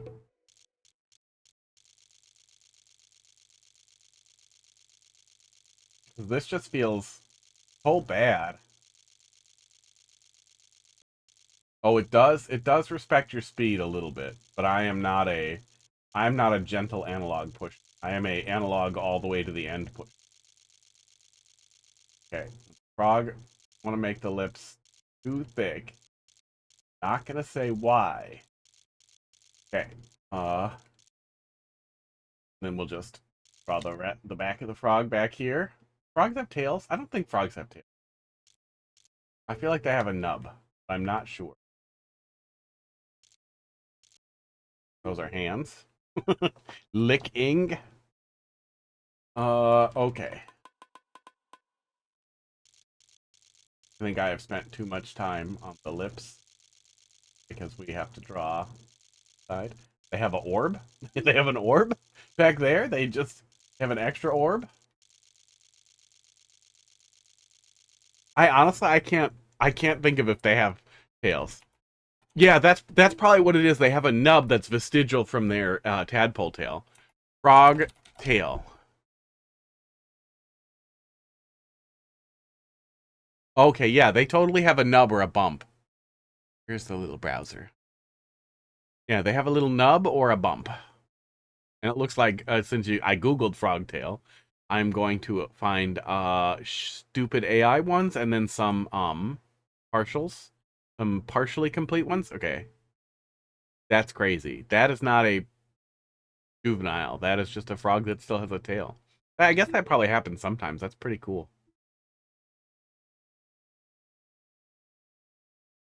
But yeah, usually just a nub. But they have kind of a nub back there.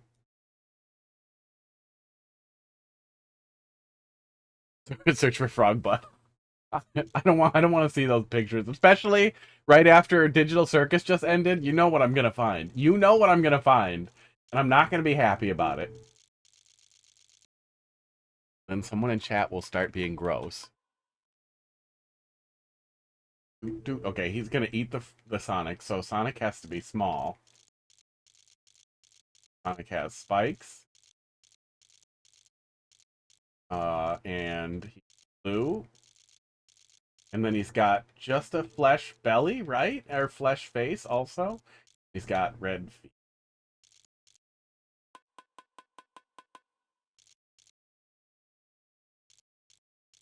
Exactly correct.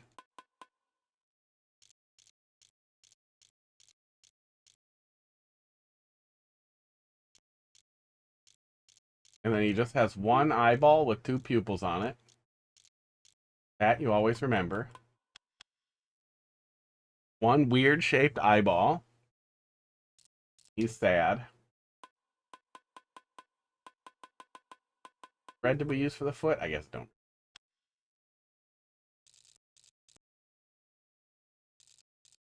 God damn. Fetish art.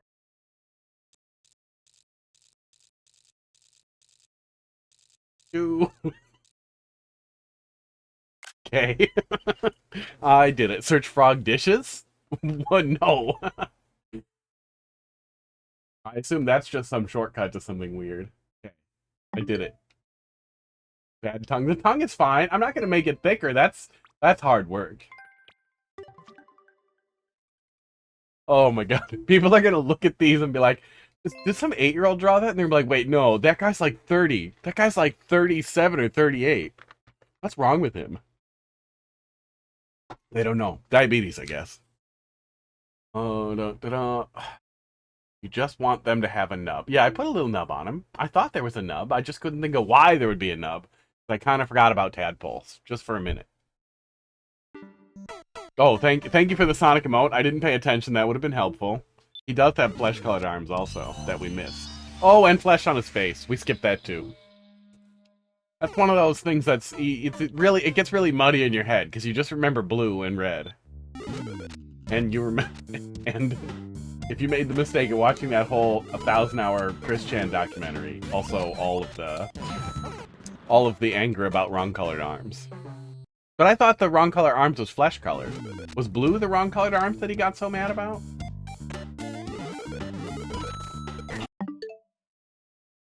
I'm not touching it. It's just being a goofball. That is actually getting disruptive, though. What is happening when that happens? Because I can't trigger it by accident.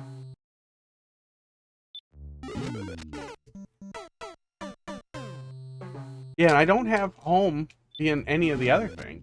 I don't have home mapped anywhere else. I don't know why I would. I don't think I have any custom mappings at all here. Yeah, it keeps getting me. Really weird. I'm definitely not pushing it. It wouldn't be possible for me to get the meat of my thumb there either, like the back of my thumb.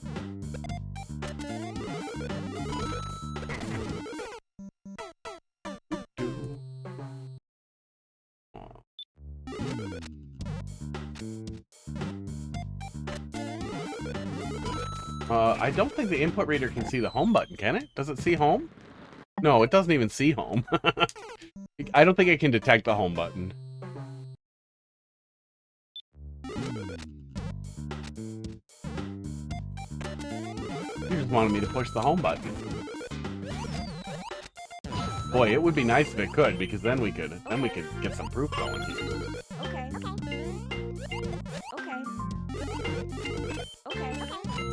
The okays are freaking me out. I think it's the blue being the discrepancy. Yeah, I remember it had something to do with arm colors. It was either blue or flesh. I just don't remember which one it was.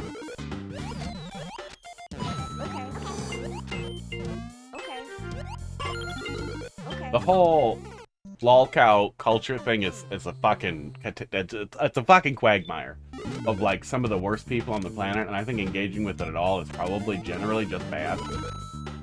But there's also a point where the damage has already been done, and I think it definitely has been done there.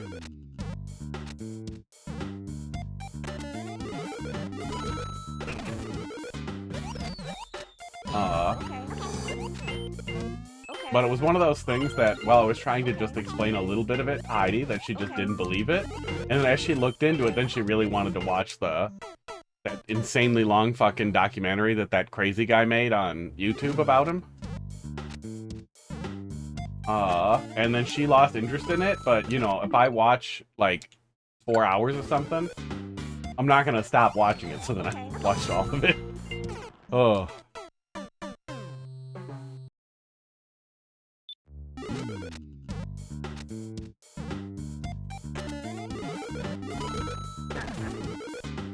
I was real familiar with the early stuff just because I was in some of the adjacent to some of the kinds of places that discuss that stuff, and then I was familiar with the media stuff that came up later when he fucked his mom, and was like, oh, that guy's still around, and Gal, or well, Gal now, but I mean, I have no idea how you properly deal with that when you don't know how they identified when the thing happened. I think they had transitioned. I don't know. That's also a quagmire in that whole thing. Especially because so many of the people there are... Ooh, oh, that's cute. Okay. Are nasty. Yeah.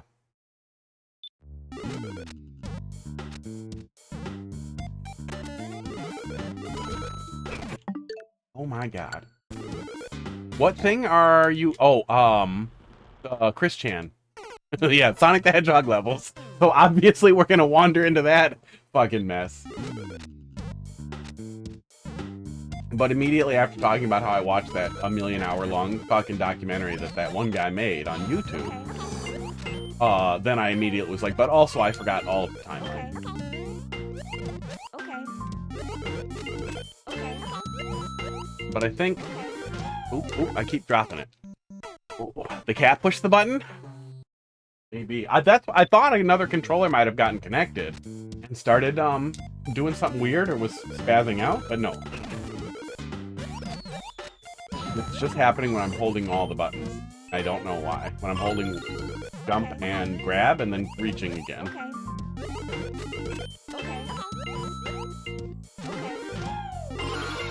Okay. Okay. No! Rude.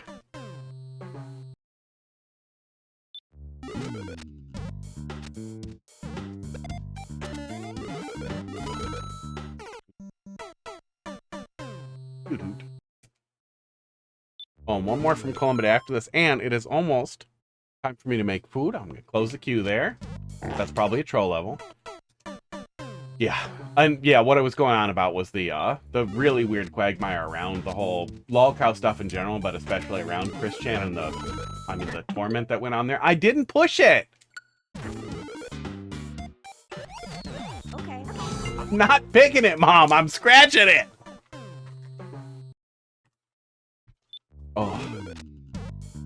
Oh, the donut block made me think, oh, am I supposed to stop on the donut? And then it was very clear that that was not what I was supposed to do. And I felt like it was a trick. I felt tricked. Okay. I felt misled. Okay. Okay. Okay. The donut made me think I wasn't supposed to go left. I mean, we have this one. It doesn't have to look at that. We can look, but I don't know if we'll see it. Yeah. I can't angle my hand so that you can see the home button. Oh. The donuts that let you die if you're too slow there. Oh, okay. I assumed it was just decorative. But it did make me rethink what I was doing there just for a sec. Oops. Now you can watch my fingers be dumb in multiple places.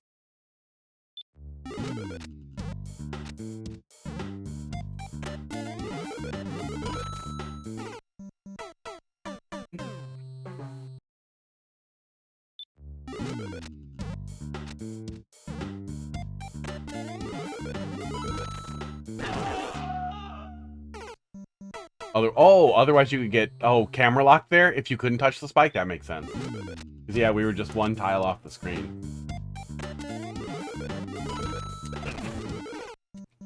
I forgot to duck.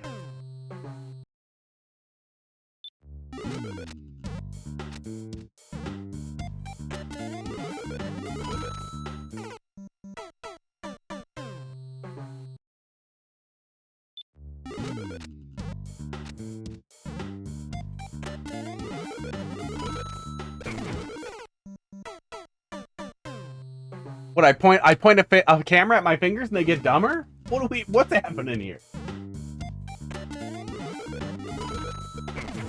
I go back to being distracted? Okay. Okay. Okay. Okay.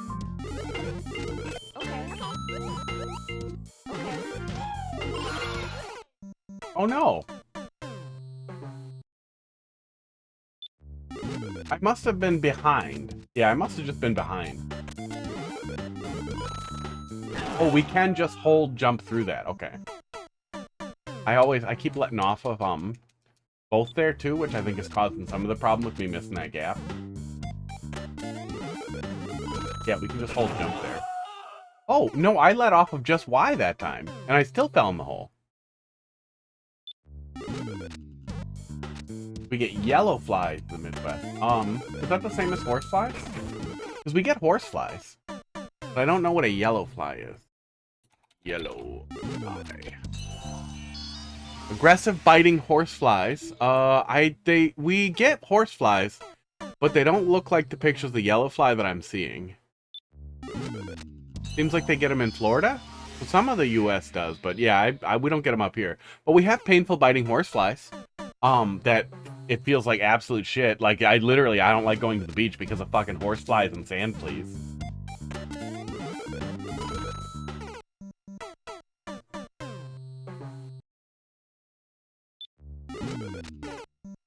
literally bite. They are assholes. Yeah, I think the horseflies that we do get. Well, let me see here. Wisconsin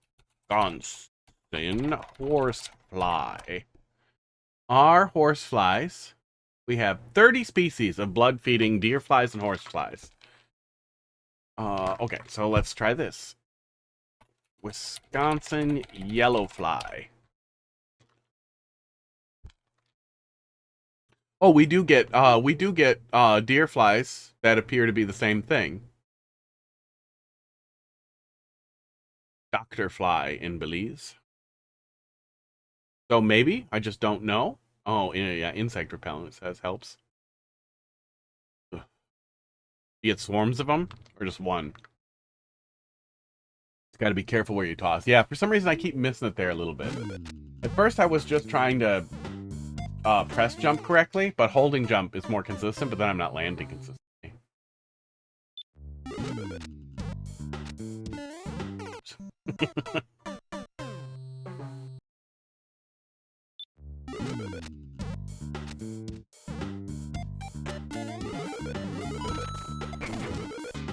Yeah, horseflies suck. That's one of the things I really like about kayaking over almost all other like beach and outdoor water things is the mosquitoes and the horseflies and all that. They don't fuck with you out in the water for some reason, or maybe it's because kayaks are low. I don't know. I haven't really spent a lot of time on big boats or pontoons, but bugs don't bother you in a kayak, which is pretty fucking cool.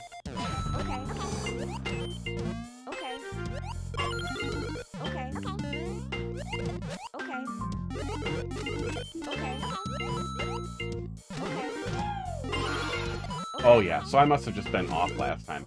The first time we just flowed right through it. But yeah, that donut block every time. Oh, fuck you. Rude. That donut block did force me to hesitate there. I don't know if, I swear to God, I didn't push it. Did it look like I pushed it? I don't think I pushed it. I can't really tell. Ugh.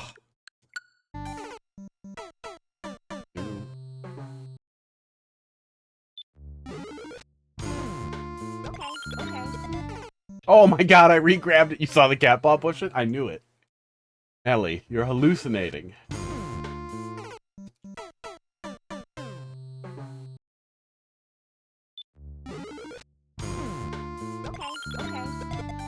There we go. That was cool. That's cool. Oh, this is cool. This is some cool low grab stuff. Common for leaving their babies on fruits. Okay, like fruit flies? Like fruit flies that fucking bite? That sucks. So you get them in your house? What did it look like? Okay, if I want to push it with my thumb. No, don't close. If I want to push it with my thumb, I have to, let's just go back into the pause menu here. I would have to do this.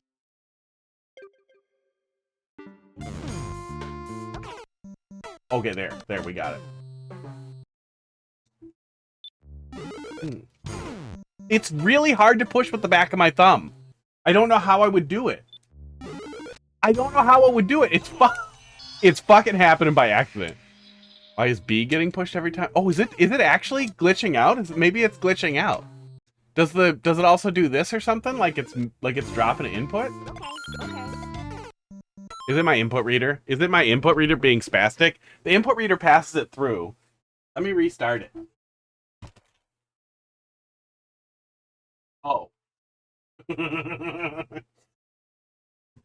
I thought the input reader was pointing towards me, but it was actually behind a metal box, and it's wireless. This is wireless, and it's plugged into a 2.4 gigahertz receiver. Its receiver is 2.4 gigahertz, and it's plugged into the input reader, which splits it out to the Switch and to my computer. I think that it had too much stuff in the way. That's going to be my guess. So, yeah, I think it was probably a problem. Low grab, so the POW will be easy to regrab. Yeah, it's cool, though. It's low grab in a way that doesn't seem really crazy. It should just be fun. But yeah, I did accidentally re-grab it there. I thought I was going to keep doing it.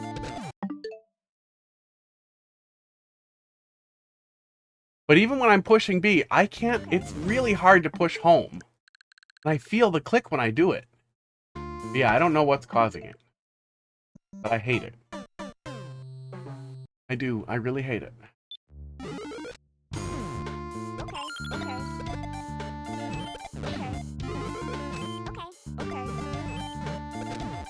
Oh, I'm not throwing it there. Fuck. Yeah, I'm not supposed to throw it there.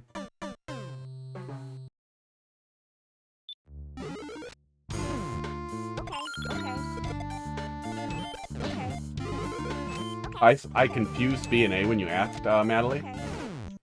And assumed it was B on Xbox because I've been playing PC games for weeks.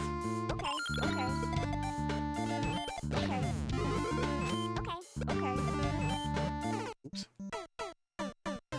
But I don't know why it's happening. But I'm pushing B because I keep holding B.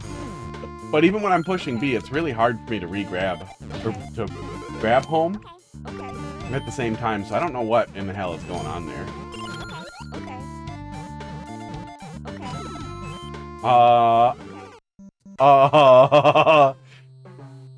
Swag, but also I think I needed to throw it at the right place so that the swamp there dies.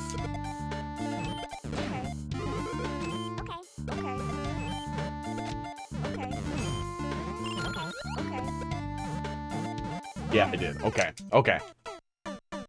No, yeah, if you start watching it, no, I usually hang on to Y all the time. Even in games where you don't run with Y, like Yoshi's Island, I hold Y the whole time. I hold Y my whole life.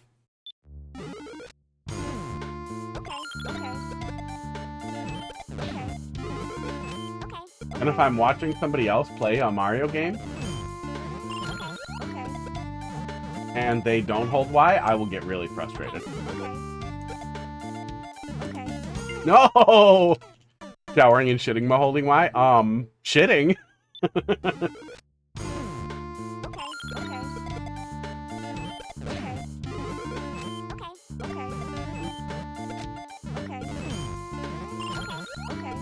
Yeah, I'm playing through Map Rando on my phone in RetroArch. So yeah, holding Y to charge. Holding Y to charge the shots all the time.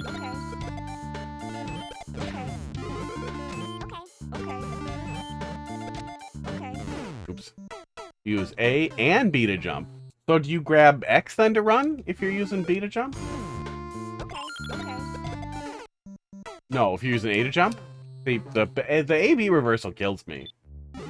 Ugh.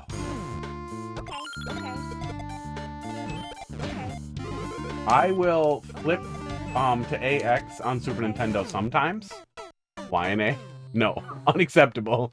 Unacceptable, Claw. Unacceptable. No. Oh god, no. In Super Mario World, I'll move from this to this because of how the spin jumps work, but on this controller, I just bind spin jump back here, which helps a lot.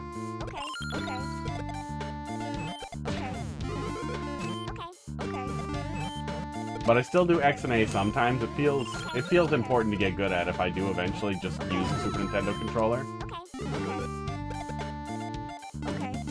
No! Dick. Yeah. In some of the Mega Man games, it gets really frustrating. One of the Zero game. Oh yeah, Mega Man Zero. You can charge the blaster and the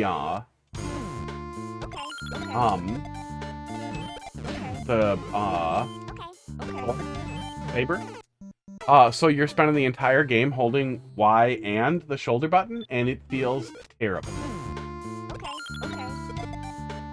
And then in one of the, I think in Mega Man Zero 3 or 4, they added in auto charge functionality, and it's so nice to be able to just let off the goddamn shoulder button. Let's get P-Speed in there. Wait, is that fine? Oh, nope.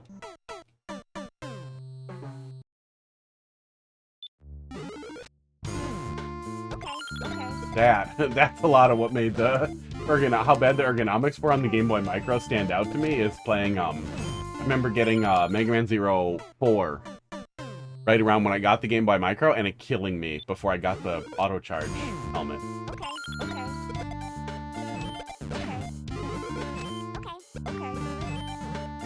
Oops.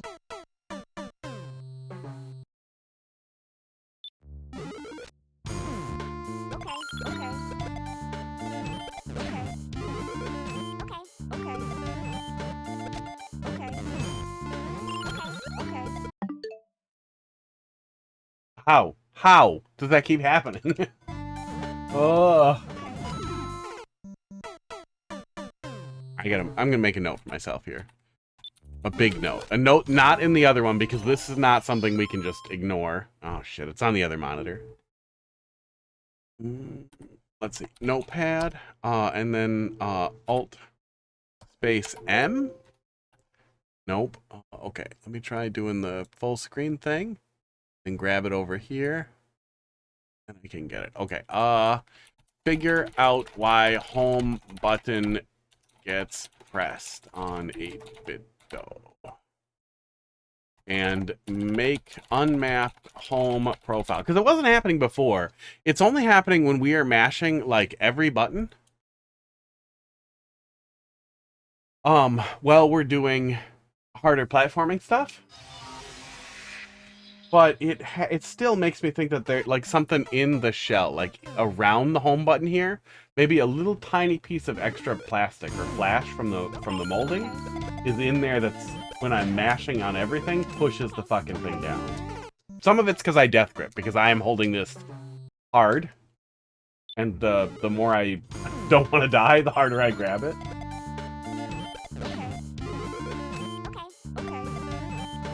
Oops. I wonder if anybody makes a small force gauge, because especially with all the stupid shit we already have on screen, it would be really, really funny to have a force gauge that tells you how hard I'm squeezing the controller.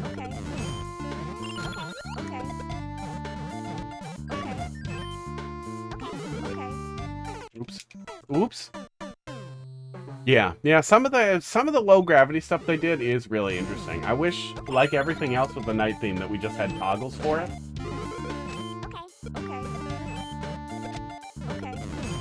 That would have been a cooler way to do it. Yeah, just different background colors depending on which thing is active.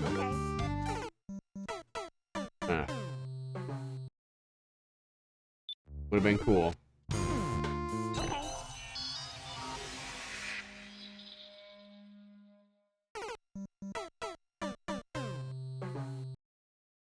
Okay, coffee gone.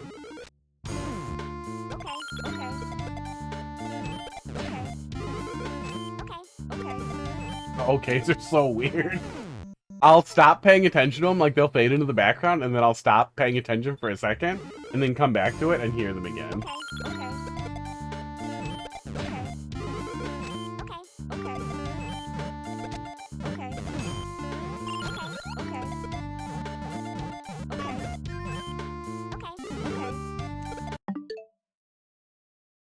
I didn't push it. It's not me.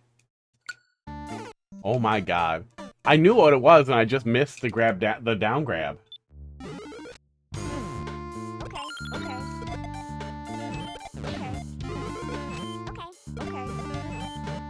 Oops. That upside, yeah, they could have done they literally could have done anything else with upside down. What a terrible thing to have been.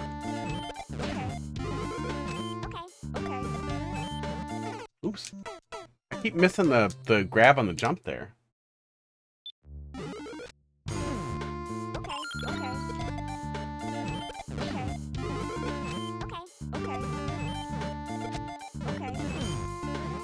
It is possible it's a bug with the controller.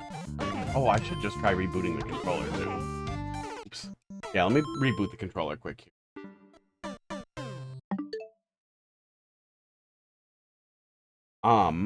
Because I did switch it right over from PC back to here, so it might just be that. Okay, then it should be ready to reconnect. There we go. Okay. I can restart the receiver too quick.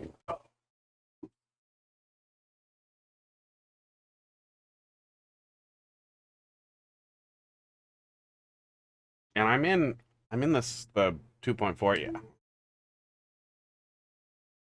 Ooh, I think I still have the launch firmware on here too, so I can look at 8-bit dough ultimate E2. Look at updating it, because it might just be some weird bug. I will leave that up for myself for later as well. Oh, that also has an update. Thank you. Thank you, 8-bit dough, for annoying the shit out of me. Okay. where hard mode is the home button actually getting pushed. Oh.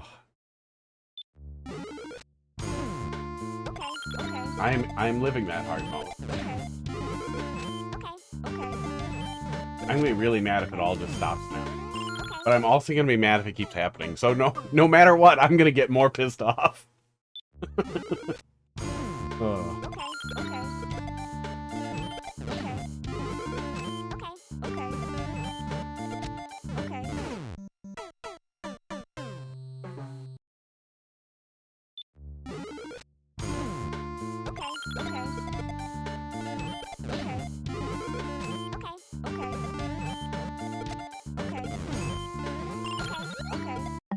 Oh my god.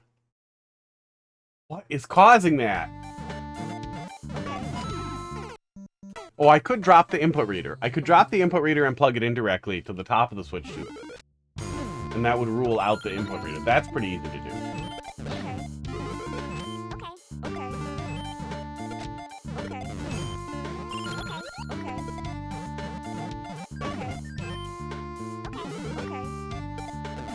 Oops. That's gonna be a problem. Yeah, that's a problem.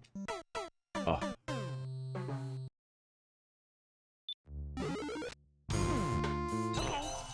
Make a game where hard mode is the home button. Oh. I wonder if you could send that input. Like, if you couldn't digitally push any of the buttons like that, or, probably not. Nintendo would probably get pretty mad about that. One guy included that fake developer console in his game, and Nintendo got furious about that, and it was literally just like a gag. And Nintendo was mad that you could interface with a keyboard and mouse without them knowing, basically.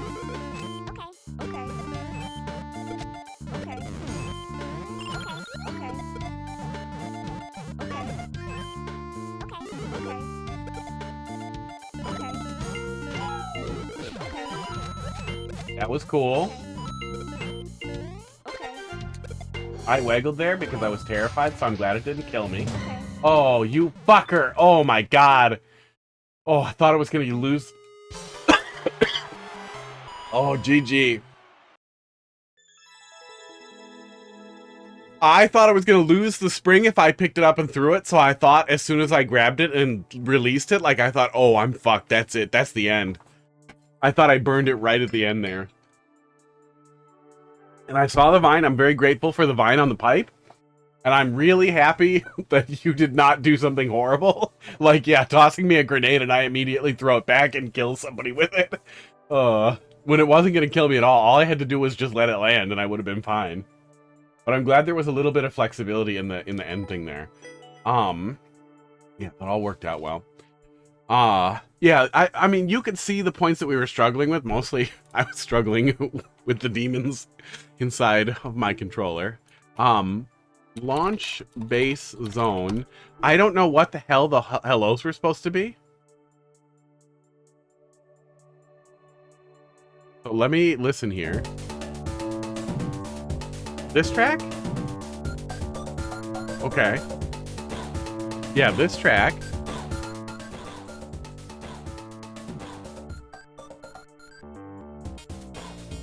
Oh, were there actually little vocal samples in there? So you were doing okay for Go. That's funny. I didn't remember that at all. Like, I know we had voice samples in 16-bit games. I probably never heard it on the shitty built-in speakers in every single TV I ever played Sonic 3 on.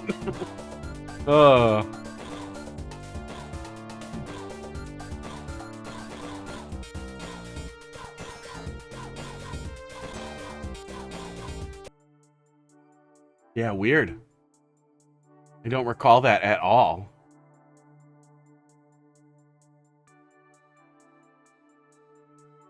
What is the track that I'm thinking of? Sonic Rocket. Music. Is it the Egg Rocket? What is the one that I was thinking of that I really liked? Oh yeah, that one. That's the one.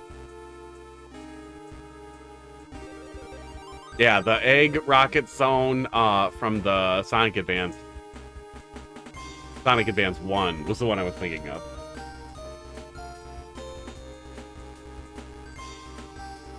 Yeah, that one was a banger.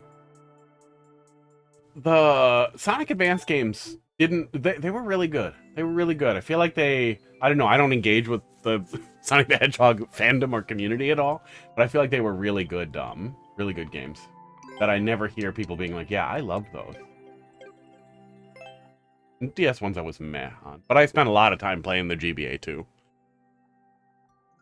Which was the final zone in Sonic 3 without the Sonic and Knuckles cart. Yeah, I don't know if I ever played Sonic 3 through without Sonic and Knuckles. Which one came first?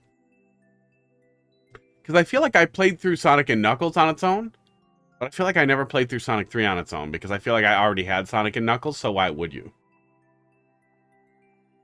Colombit, let's see what we got here. 6-2, BH1, and then we'll wrap on up and get out of here. I gotta eat. My brain is falling apart, D9G. And I gotta see what the hell's going on. Oh my god, I gotta see what the hell's going on with this, and I have a bunch of fucking prep work that I'm glad I forgot about because it would have stressed me out all night, but I have a shitload of work to do because we're, that curtain wall back there that we see sometimes with the cats, I'm replacing that with a physical wall that we're gonna build.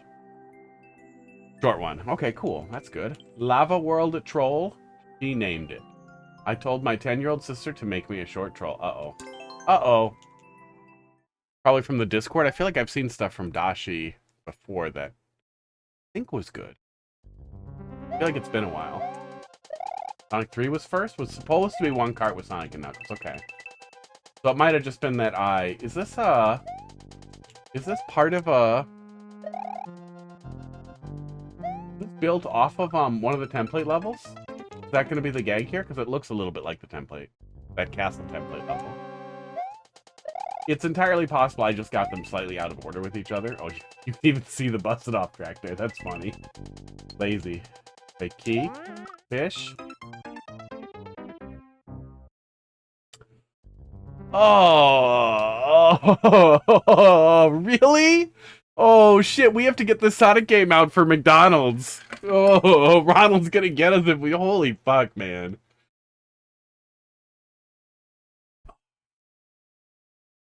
Although that said, I do kind of miss when we had holiday games that were like a big deal. McDonald's. Like, holy shit. We had last Christmas with like no big game. Fuck you. Oh. You don't fuck with the clown. That's so funny. Hang on. Oh no, I'd have to get the controller out and everything, I think. The map rando that I'm playing is it lets you when I build out the map rando ROM hacks ROMs for Super Metroid, it gives you a selection of the characters that you could, the different replacements for Samus. The one I'm playing right now, I have it replaced with Ronald McDonald, which is just really funny. We're talking about him because he's not even the mascot anymore. And I don't even like McDonald's, but I think Ronald McDonald is really funny because he's a fucking creep. Oh, and it gets me down there, too. Yeah, for what seems to be like a jokey troll, so far we're doing a pretty good job of doing pretty funny things. Hopefully it doesn't just turn into Timmy stuff. I guess I will stay here and be fine. Nope. There we go. There's the switch. Okay. You have the toys? Oh, that's it? That's the whole thing. All right. See ya. That was short. Little sister did a pretty good job. Especially with how short it was, I would have expected those trolls to be dumber. Worse. Much worse. Okay, let's do one little multiplayer verse and wrap up here. Yeah, I guess it sucks to put in a delay like that, but Sonic and Knuckles plus Sonic and 3 was such an incredibly novel experience of putting two cartridges together. And I wasn't, like, getting stuff at release hardly ever at that time, and especially for older consoles like that, I was always behind the times. I would constantly be selling games to be able to afford more with the back when used games were cool, and you would get, like, 80% of the value of it, so you could sell 3 games, and then get 2 games pretty easily. Lava World Troll. It was not a title screen. That would be kind of a fun thing to do. That would be a fun contest, is title screen troll levels. You can't move any ground tiles or add any ground tiles, so everything else has to be mechanisms built around the ground tiles that are there. That'd be neat. I wonder if anybody's ever done anything like that. I don't want to administer a contest. I don't think that I'm the right kind of person to do that. But I think that would be a pretty fun criteria for a troll level. Maybe. Maybe there wouldn't be enough play. No, because I'm saying only ground tiles. So you could still add hard tiles and breakable blocks and spikes. Just no ground tiles. I think that would be an okay limitation. No, you don't fuck with the clown.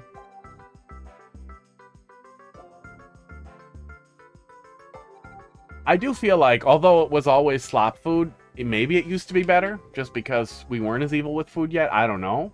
But it was nice back when McDonald's had a play place and,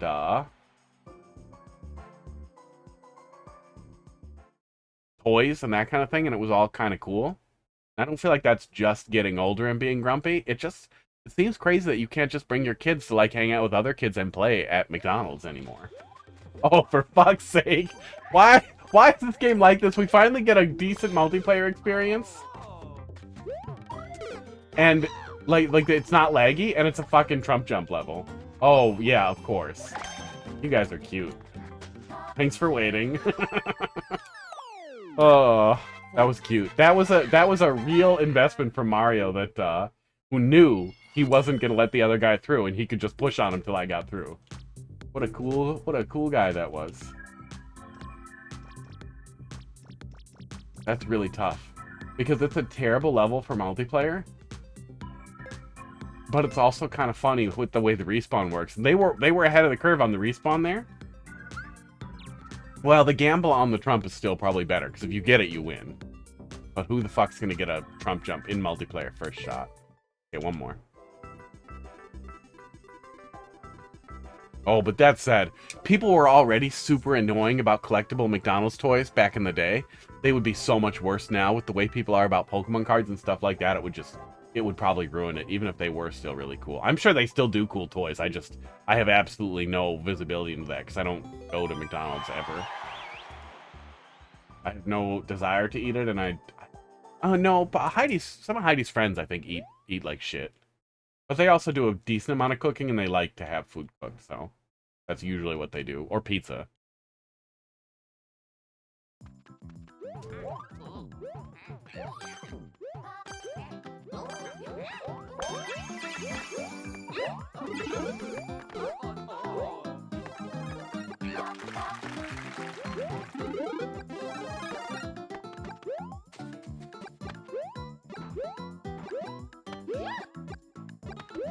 Oh, okay, well, we're gonna get them constantly anyway. What is this level?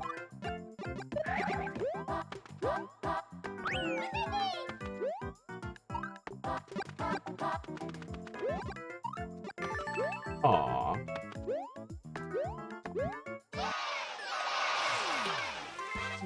Waited. Newer McDonald's toys don't really do anything, or all the same thing. Old ones had various actions. Yeah, they were often actual little toys, which was really cool.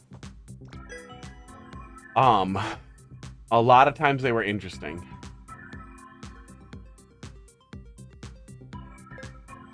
I remember little figurines for Mario 3 that I had some of. I don't think I have any of them anymore. I remember I lost a bunch of them in a sandbox one when I was really little. I remember they were really fucking... It couldn't have been Mario 3. When didn't Mario 3... Oh, Mario 3 came out in 1990. I guess it's possible. Mario 3 McDonald's toys. Oh, shit. No, those, holy shit. Yeah, those were the fucking things. Oh, no. I hate nostalgia so much. I hate the like, weird people who spend their time engaging with it and being like, things used to be better. Like, that's so toxic. I don't even like engaging with millennials who are too millennially. Like, it makes me mad. So much. That's a whole rant on its own. But that said, I remember having some of these stupid things. Ugh.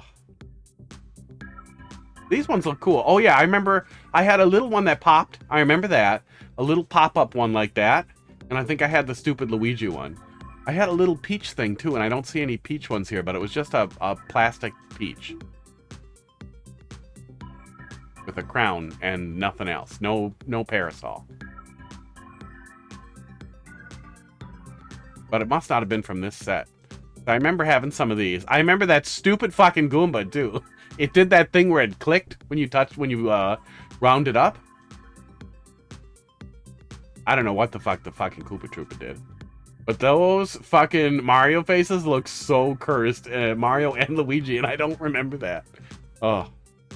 But yeah, I remember they were all different little toys.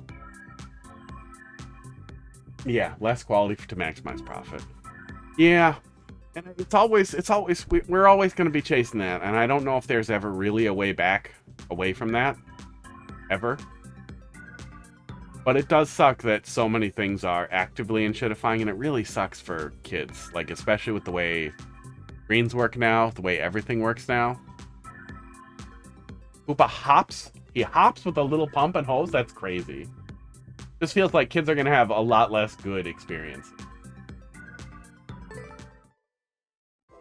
And, like, I love screen time as a kid, and I had essentially unlimited screen time, more or less. The only limits were really dumb things, like crazy hoarder lady making me do things and stuff, and too long a rant for really ever. But, figured out good self-limiting stuff as an adult. But a lot of kids don't these days, and I feel like so much that is the way social media and everything. Oh, Starblast Sam. Sorry I missed your chat there. We are done doing viewer levels, but we'll be back Wednesday, hopefully, doing viewer levels again next week. I'm going to do one more of these, and then I'm going to go to bed. One more one-on-one. No, go eat food. I'm fried. Yeah, brain's done. Oh, almost in my match. Yeah, we did try one more, but you didn't get it. Too bad. That would have been funny. Can't imagine there's even that many people playing. Stop trying to touch me!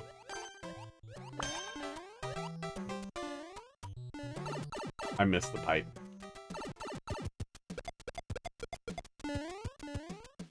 Looks familiar. Ong! Oh, that's what you get.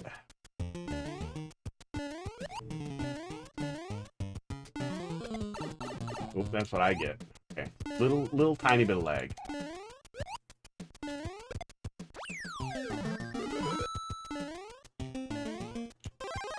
Oh, I hope I don't see him coming.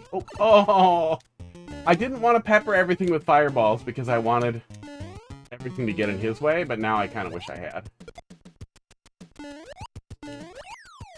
Okay, he just hit the checkpoint, so I have a good lead on him. Damn, I should really be trying to kick those up into his way.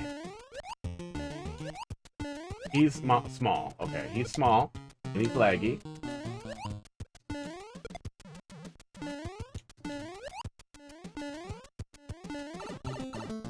Looks like... Oh, no, he's not small. It just looked like he was.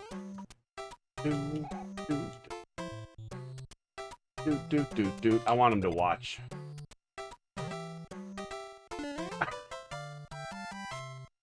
He was so close, I wanted him to watch. I wanted him to watch what I was gonna do. He tried to throw me. 1-2. Didn't feel like 1-2. But it was okay.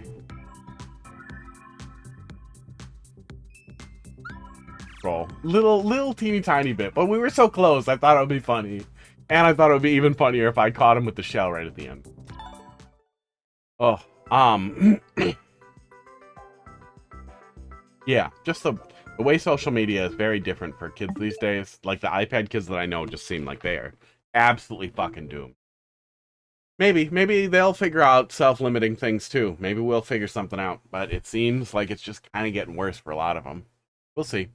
Back Wednesday, hopefully. I think so. I don't see any reason why we wouldn't be, but God only knows with the weather.